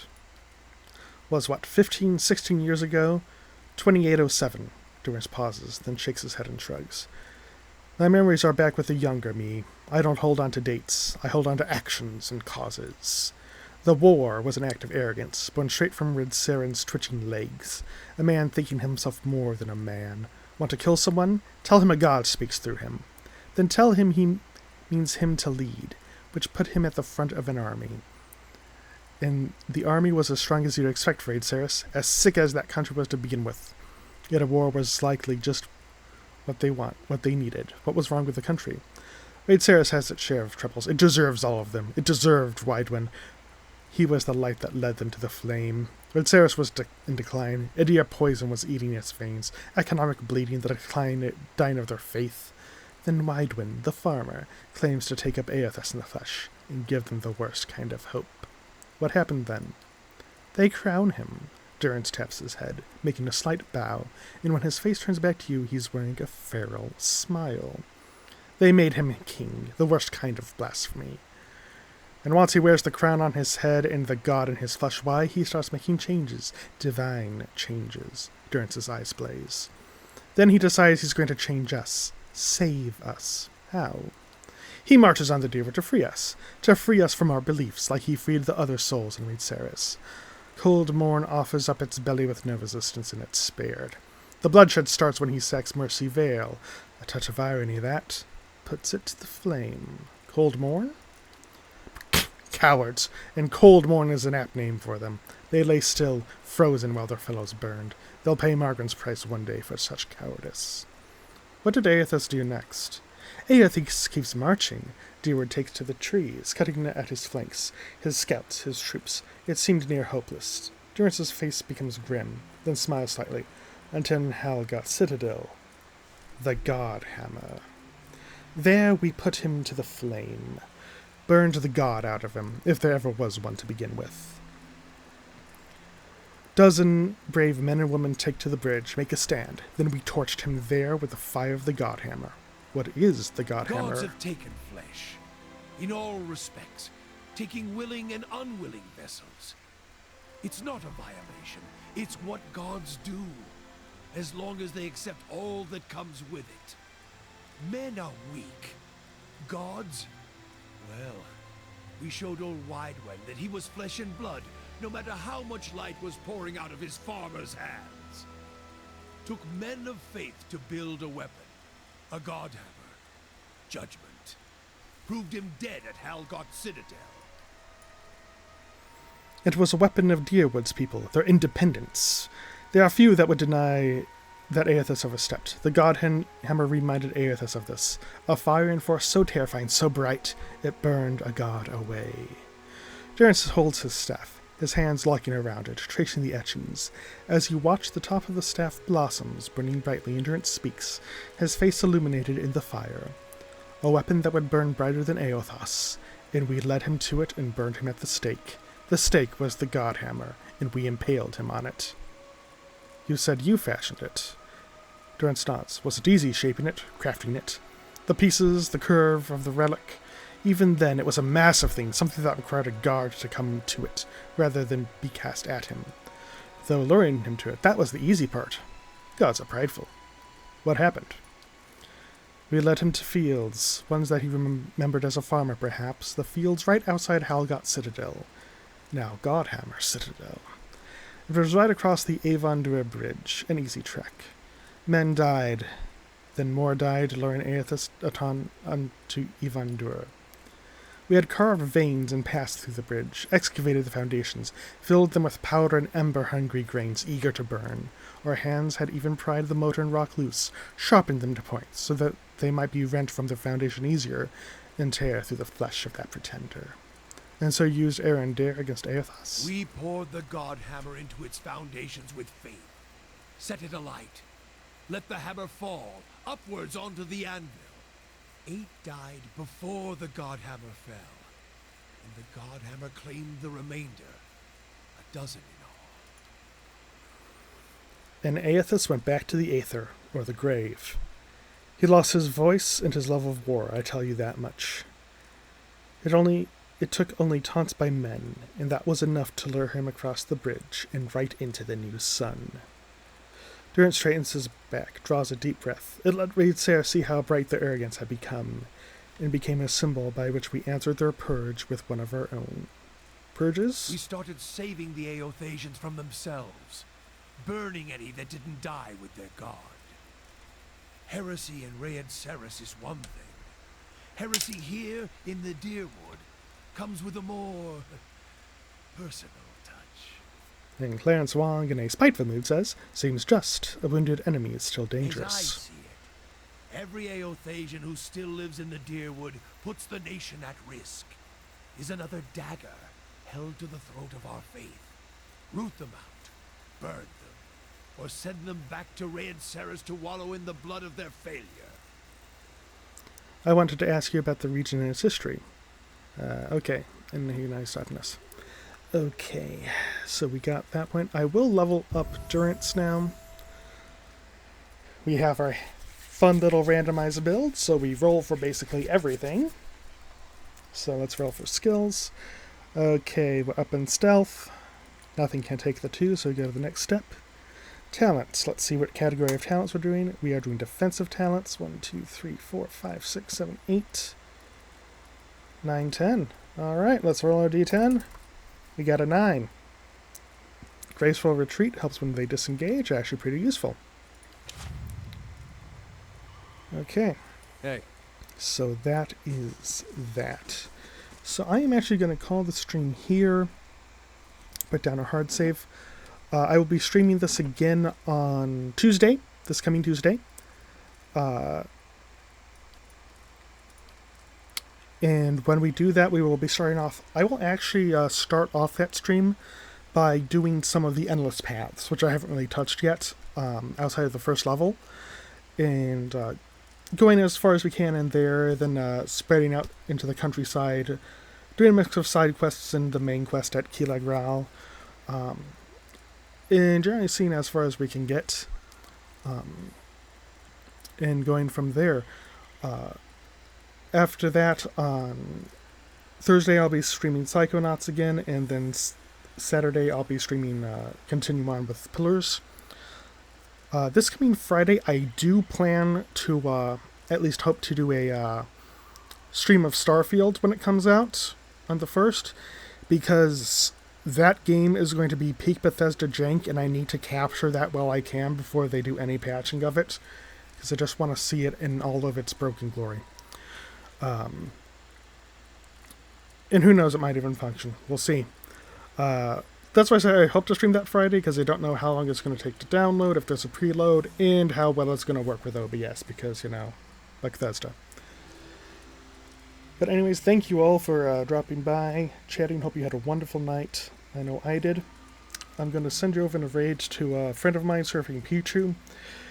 She plays a lot of ROM hacks of Pokemon. She's playing one where it's a fusion one, where you can basically spice Pokemon's DNA together, and her conceit for that playthrough is all of the things she splices has to contain a Pichu, which, if you don't know, is a baby Pikachu. So, which is a terrible Pokemon, which makes all of her Pokemon terrible. So yeah, so she's just playing a fan-made ROM hack Pokemon game where you ethics-free splice creatures together. Sounds fun.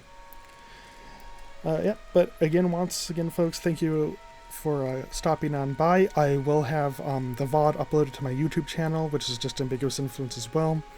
I have the link to it on my homepage on Twitch.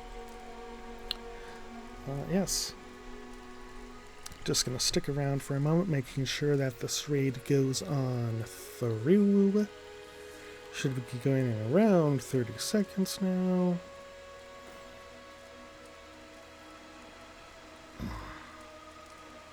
God, I love this part of Twitch's interface. That is sarcasm. I love no part of Twitch's interface.